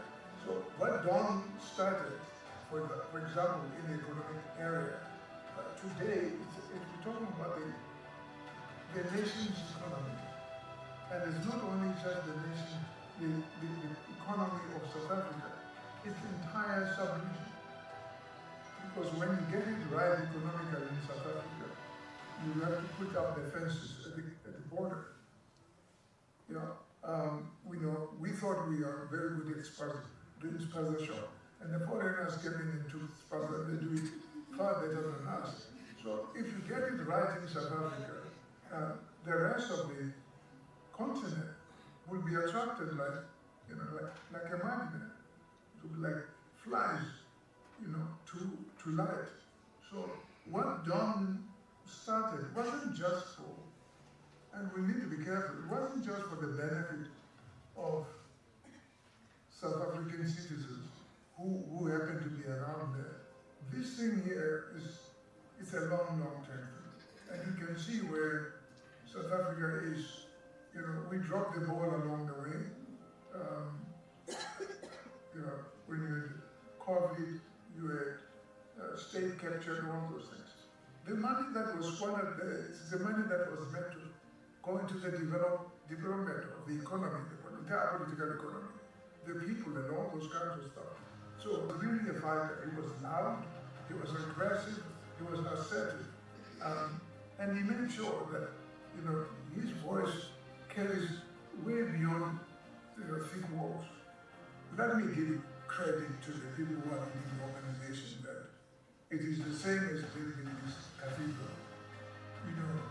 Some of us will not even be allowed to go and put up a brick on the wall of this cathedral. Maybe we should be happy enough that we went and dug up the soil to build this place, or you level up something there. It's a huge mission. Always saying that, come on board, play your part, and when your part is done, move on and give other people space to continue to do that. The problem we have as an organization, and it's mainly their organization, we are very short-term. We don't understand the long-term side of the building. And what you guys are doing, which is extremely commendable, is to remind people of those that came through here in the past, to say they had a vision. And that vision is not even completed. That vision is not even half implemented. So we are saying to the current and maybe the next generation of leaders of the BMF, don't be short-sighted. This is not about you. It is about this project. And this project is not only just about one organization. It's about the entire country. If you can find a credible position in the political struggle, the economic, political, social struggle of this country, then you will be relevant. And I'm happy to hear that you guys have got the communication, the strategy, resources inside the organization to remind the people, think about it. We've been around for almost 50 years. And being the one that was there at the beginning, I'm saying, we haven't done nothing here. I don't have much to show, the children to say this is where we're going. But it's not for me to judge. As long as the people are going in there, to help build this thing, let's carry on and build possibly the next 50 years. The leaders will still be saying, one of the things that people miss, you will hear them in very short terms, why do we still have the word black? Do we need a prefix that describes that is for black? The black is who we are. This is where it started. Otherwise we should bomb places like Soweto and say we don't need them. They were relevant in the times of apartheid. You are cutting your nose to spite your face. Right? We are who we are because that's where we come from.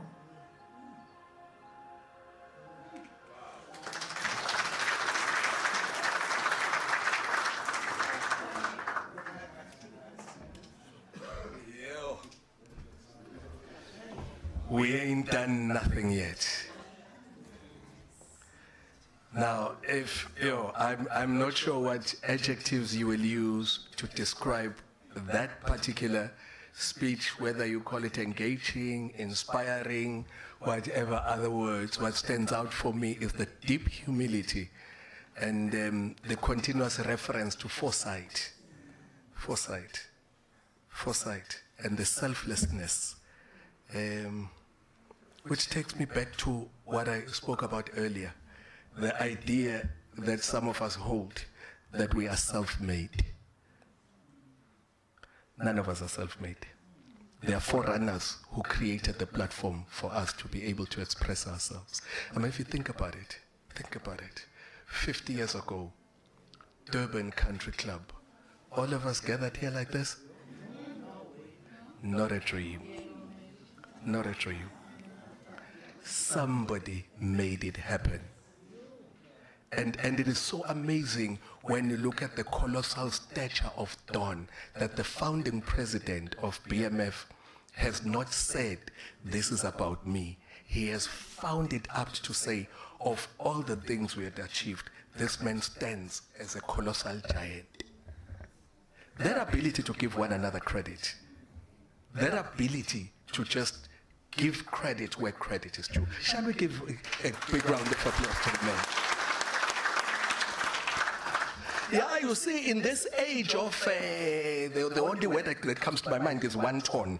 In this wanton, envious ambition, where everyone wants to be the center and it's all about me, look at me, I'm the now elect me, no one wants to serve. And what came through clearly there was values-based leadership. You know that statement that says, no one knew, we were just feeling our way through this, guided by what? Very ethical principle, sense of values. So shall we give a round of applause to this ethical, values-based leadership? And that came through very clearly in the keynote speech for today. The keynote speech was very much about what values should guide, as much as it was about what practical interventions, it was about what values should guide. So I want to submit, therefore, as program director for this evening, that we have been challenged to lead from a place of clear set of principles and values. Do I have takers for that submission? Takers. All right. With that, one of the values that has been spoken about this evening is the value of transgenerational thinking. On the subject of transgenerational thinking, I'm going to call on the next generation of the Ndonga family, and Usizwe Mkhwanazi, who's going to come through and give us a word of thanks on behalf of the family. Shall we welcome him, please? Shall we welcome him on stage? Shall we welcome him? Welcome him a little bit bigger than that, a little bit bigger than that, much bigger than that, until he gets here.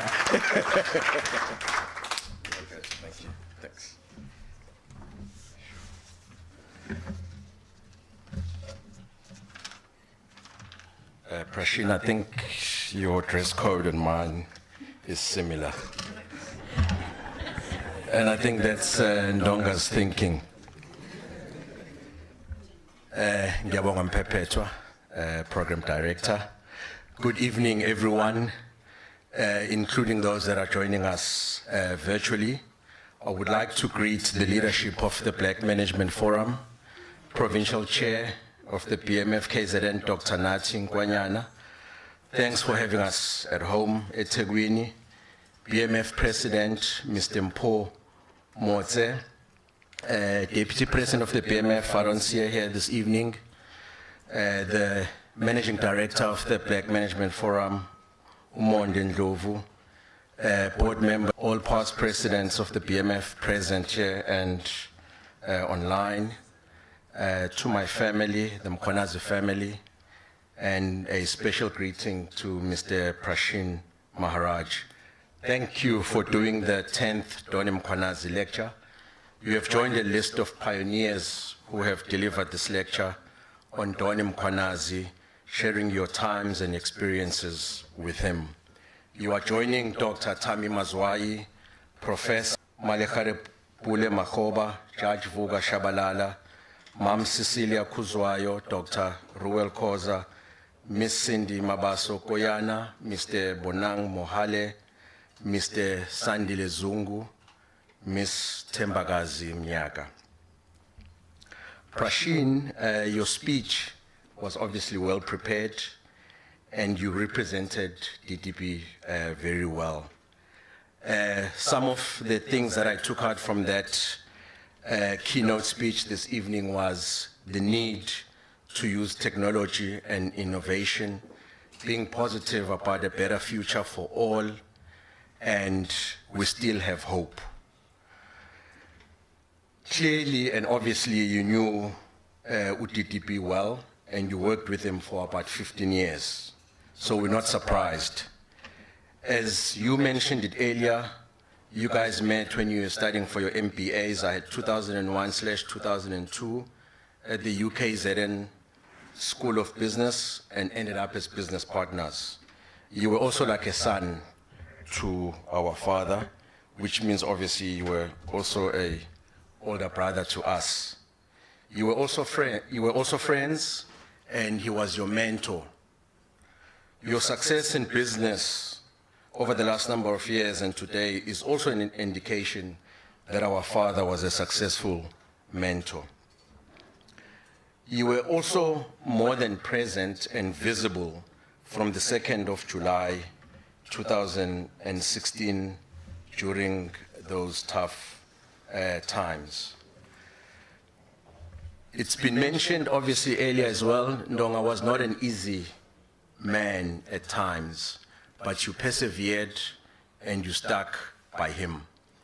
I have a clear memory when my father turned 50 in 2003, and there was a celebration at home, and you said, Don, in cricket terms, you are 50, not out. And also in terms of the sponsorship that has been mentioned, Prashin, this is not the first time you sponsor the annual Don Mkhwanazi lecture. You did so in 2023 at the Coastlands, and you were not present because you were traveling abroad.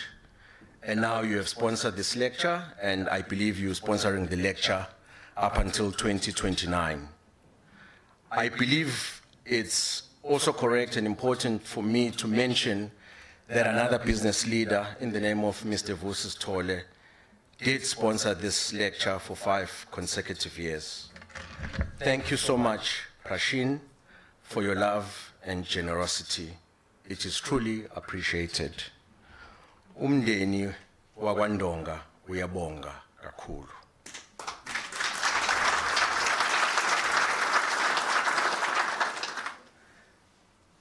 UNdonga loved the Black Management Forum. My brother, Ulwazi Mkhwanazi, reminded me last night that our father was fearless, courageous, and an ethical leader. As I mentioned earlier, he was also a mentor to many. Reflecting on all the lectures since 2016, South Africa, our nation, is grappling with the same challenges. I guess we could argue and say that we are winning on Eskom/load shedding. But the challenges remain the same. Poor quality of education, high unemployment, our country is divided, inequalities, pedestrian economic growth, any GDP growth, corruption, ailing public health system, gender-based violence, and crime. And I really do wish I could claim that we are related to Nhlanhla Mkhwanazi.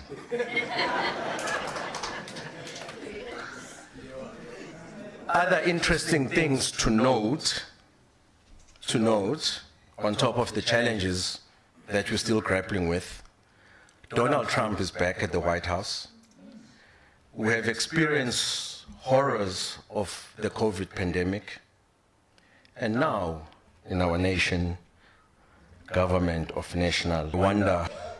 Mr. Mpho Motsei, you're probably no longer the new president of the BMF. You've been in office since 2024.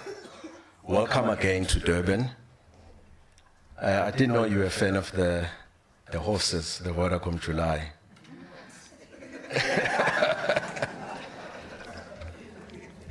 Thanks again to you and the BMF for choosing to honor Undonga every year. It is appreciated. Mr. President, I just want to state that the BMF cannot be on the sidelines, and I believe that that is not the intention. It seems that transformation in this country is moving in the wrong direction. Broad-based black economic empowerment has a poor name in this country. The list of challenges is endless. Ndonga perhaps would say that the goal remains the same. Total liberation, or rather, total liberation is economic freedom plus political freedom. Economic freedom is still the goal for us. So what Ndonga would say to the BMF, and obviously open discussions, BMF, do not give up. We will make it because we have no choice. The nation deserves it. You need to empower your people. We need to work together and seek counsel from other leaders and also influence the government and business to participate and do the right thing. We will stay ahead and achieve economic freedom for our children and future generations. I strongly believe that the BMF must be a leading role model for the youth in this country. From here, there are so many opportunities to achieve greatness. We must all have a dream, prosperity and economic empowerment for everyone in this country. Prashin, you confirmed the rumors that you're not permanently in this country. Your country needs you. Come back home.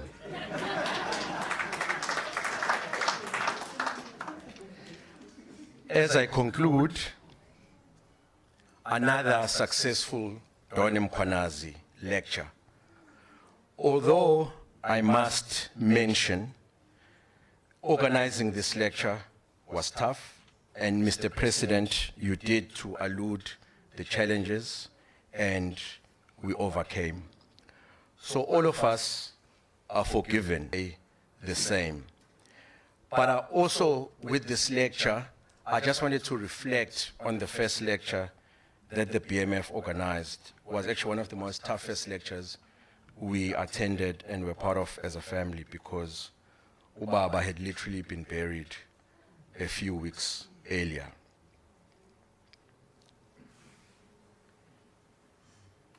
And I know that many of our family members are with us online, but would have preferred to be in the room. But as I said, all is forgiven. Thanks to all of you, thanks to everyone for attending this year's lecture, and everyone online.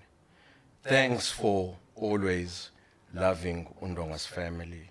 To the BMF leadership, KZN President, the organizer, thank you so much. Kachenya, I know you and I have literally been on the call almost every second day, so I probably won't call you for another month or so. And also mention Ukulu, thank you very much for everything. I think I am done, but it would not be correct not to thank the program director for this evening. A job very well done. Siyabonga kakhulu Mphephetwa. But I think it's also important just to take a good look at ourselves, and we're just having a sidebar conversation. It was all men talking this evening, and I think it shouldn't be like that in the future. The Mkhwanazi family is good and healthy. The Lord is faithful and present in our lives in all seasons. You, that my gifted siblings will be speaking on behalf of the Mkhwanazi family going forward from here. And concluding, I'd like to go to the Bible from verse 9 to verse 13. Love in action. Love must be sincere. Hate what is evil cling to what is good, be devoted to one another in love, honor one another above yourselves, never be lacking in zeal, but keep your spiritual fervor. Be joyful in hope, patient in affliction, faithful in... She's an amazing speaker and great deal of respect for her. But I shuddered at the idea of Unkulu also coming to speak. You see, I'm never quite comfortable since I saw photos of him and images of him at his karate tournaments. So I wouldn't have the privilege of a program director to correct him and agree with him.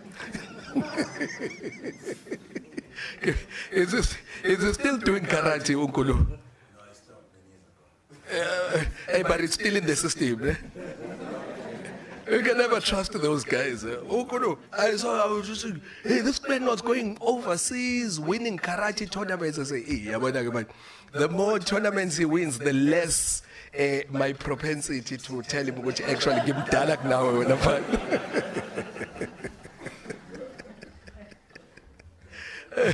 Or maybe Ulwazi would speak. Ulwazi, gentleman, he's a soccerite. We know he plays good soccer, and his younger sister. But Unkulu, that karate in him really makes me uncomfortable. So, sis, can you cue Unkulu last, or for the sessions when I'm not program directing?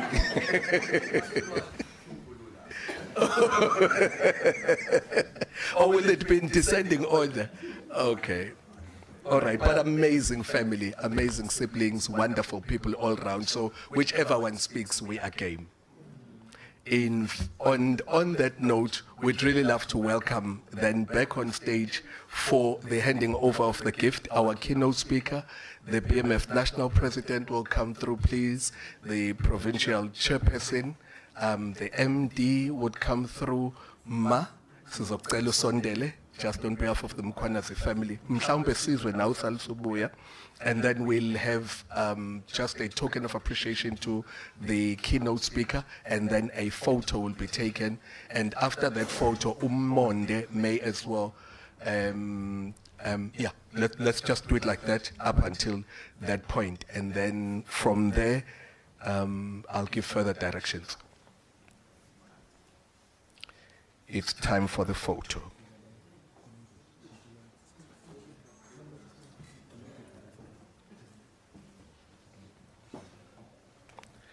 It's a good thing Prussian doesn't work for government, so it doesn't have to declare.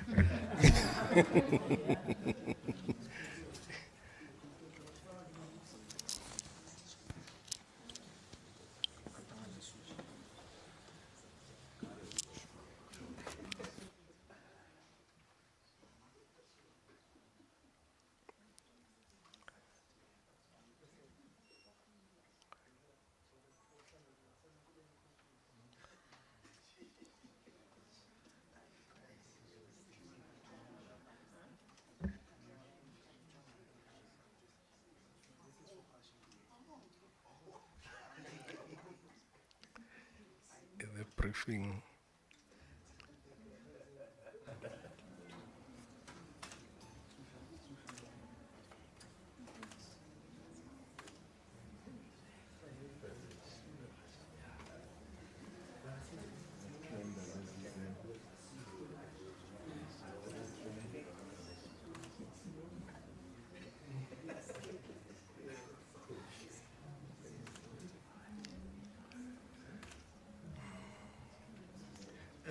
Just also for the photos that were taken for the rest of us, some of our photos were taken during the proceedings. We will receive some of the photos, I'm informed, along with the keynote speech on our emails, which we used to RSVP.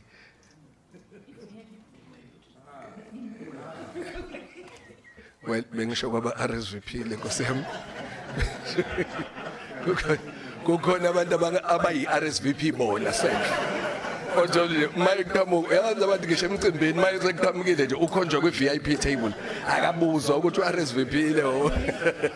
And with that, may I ask Umonde Ndlovu to kindly come through and give us his closing remarks. Shall we give him a warm round of applause, please? Shaya, shaya, shaya, shaya. Uthi ukunyusa izandla uphinde uyinyuse.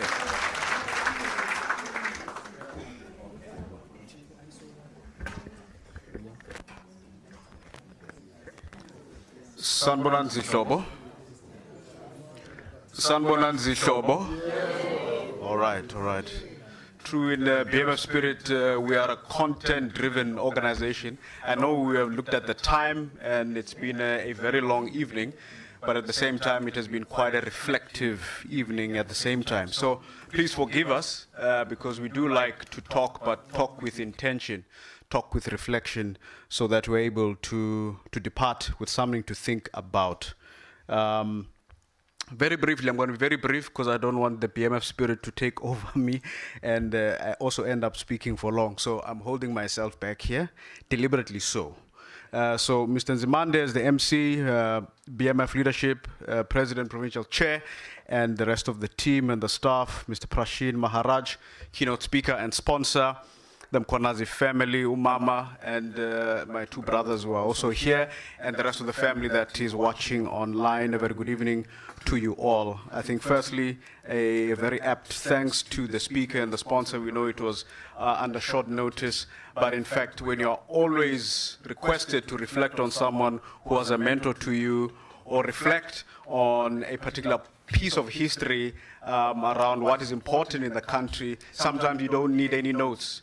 And as much as you were giving your reflection, you could tell that most of it was actually coming from your heart. And as much as you were reading, you could tell it was flowing through in terms of your contribution this evening. So we really thank you for your very apt and challenging and powerful reflection on the 10th lecture as we reflect backwards and also postulate forward in terms of what we should be focusing on as an organization and as black people and the intelligentsia that is here this evening. So thank you once again from the Black Management Forum.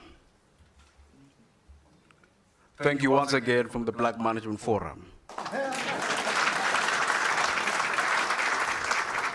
Like I said, I know you're tired, so there's been many thanks this evening. Another thing I picked up, everyone was saying thank you, so bits and pieces of my speech I had to cut out.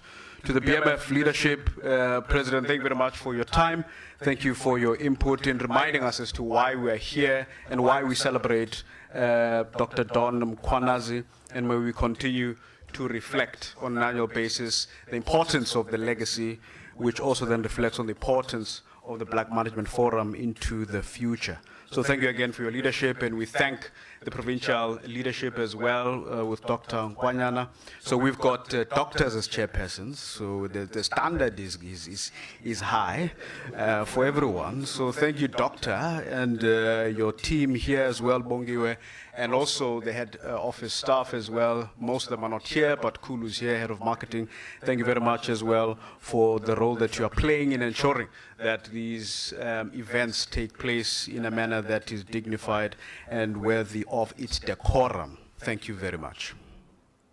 Thank you very much. Yeah, thank you very much to the Mkhwanazi family. From a family point of view, it's not easy to keep borrowing your father to the organization, but we truly appreciate the fact that the anchor holds. How do we know the anchor holds?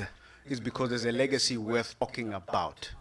So if there was no anchor that held, there would not be a legacy worth talking about. So you're winding me up here, my brother. So I'm saying I'm holding myself back here, otherwise we're going to have a problem here. But it's very important to highlight the importance of family and legacy because the two are connected. So the whole point of family is to create a legacy beyond the family itself. And so it has moved beyond the family into the family of the BMF, because we're brothers and sisters here, into the family of South African Inc., which is in of itself a broader family. So as we celebrate these legacies, because we have about 3 legacies that we do in the BMF, at the heart of it is the family unit, which has made sure that they allowed these men in the BMF in their era to play the role that they have played. Imagine if the family held them back, we would not be here today.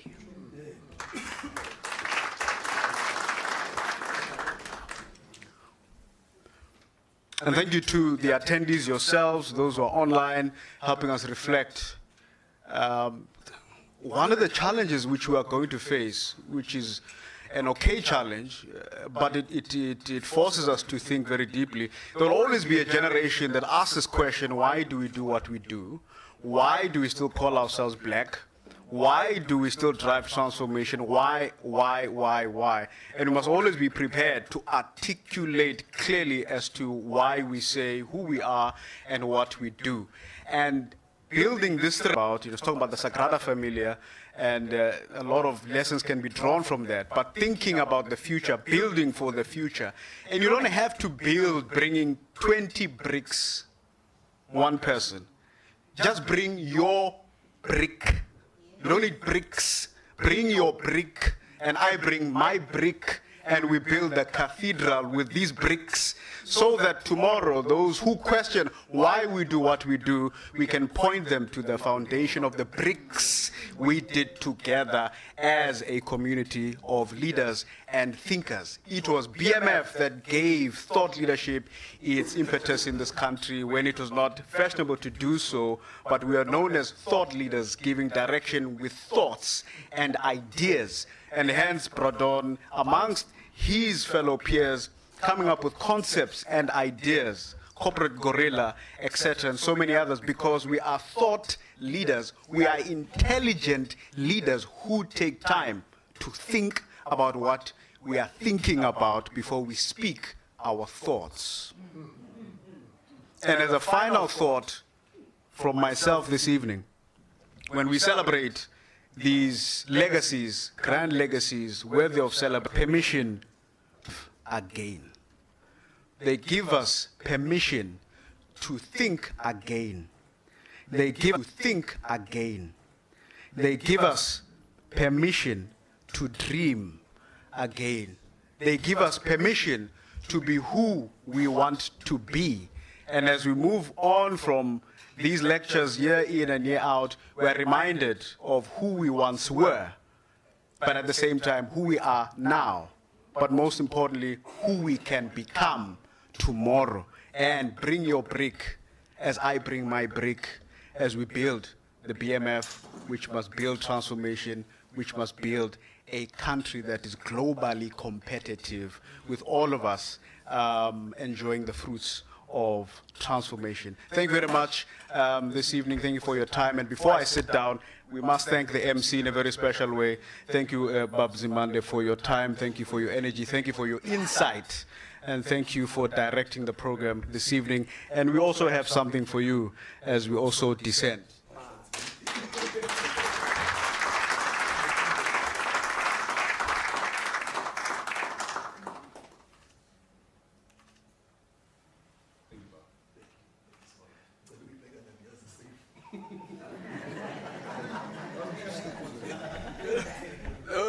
Someone spoke of family, so I thought I'd leave my gift with family. Just to be on there. So speaking of the generational legacy of family, incidentally,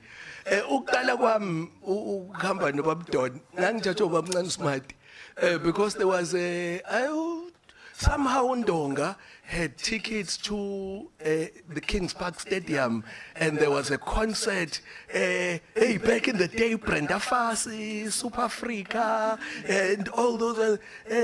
For the first time, I got out of the township and saw something I'd never seen before.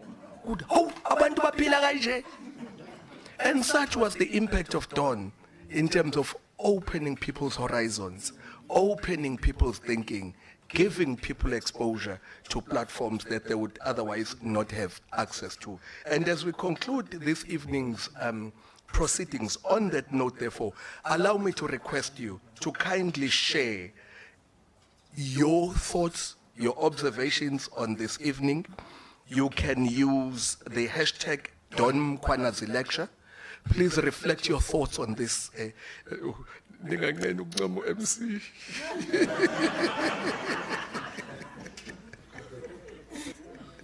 I joke.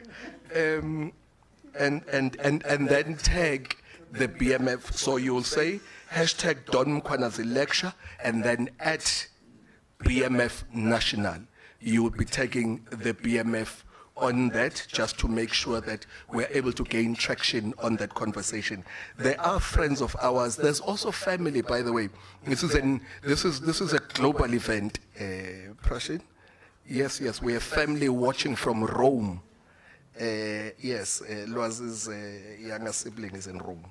And there's people other parts of the world. So this is a global event. In case you are not sure, you are attending a global event. Are you still not sure? Tonight you attended a global event, and that is befitting of the stature of Don, because Don was a global icon. Absolutely global. With that, as I conclude, ladies and gentlemen, I have thoroughly enjoyed this evening's sessions. Thank you for indulging me. Thank you for the opportunity to have been your program director. We have come to the end of this part. We've had the closing remarks from Mr. Monde.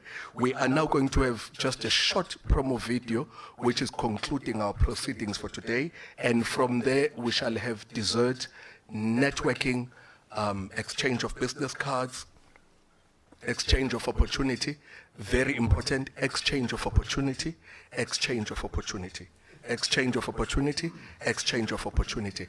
Allow me to conclude on this. One of the talks that I do give, Prashin, as a motivational speaker stroke life coach, I use an affirmation, and I'm just going to ask the house to indulge me. If I could ask you to just put your hands on your chest, if I may, and you just repeat after me. I'm in my lane. I do my thing. I don't compete. I don't compare. I'm too blessed for that. You think you could indulge me, and we stand up, and then we do it in true Don style. We're going to do it one, we're going to do it twice, we're going to do it 3 times with ever increasing glory. Is that acceptable? Please. Right, and you'll follow my cue. Right, and we go. I'm in my lane. I do my thing. I don't compete. I don't compare. I'm too blessed for that. We take it a little bit higher. I'm in my lane. I do my thing. I don't compete. I don't compare. I'm too blessed for that. We take it much higher. We blow the roof off this time. I'm in my lane. I do my thing. I don't compete. I don't compare. I'm too blessed for that. Shall we clap hands for ourselves, please? Clap hands for ourselves. Ladies and gentlemen, dessert is served from me, Ponzi Mande. It's been a great honor. Enjoy the evening.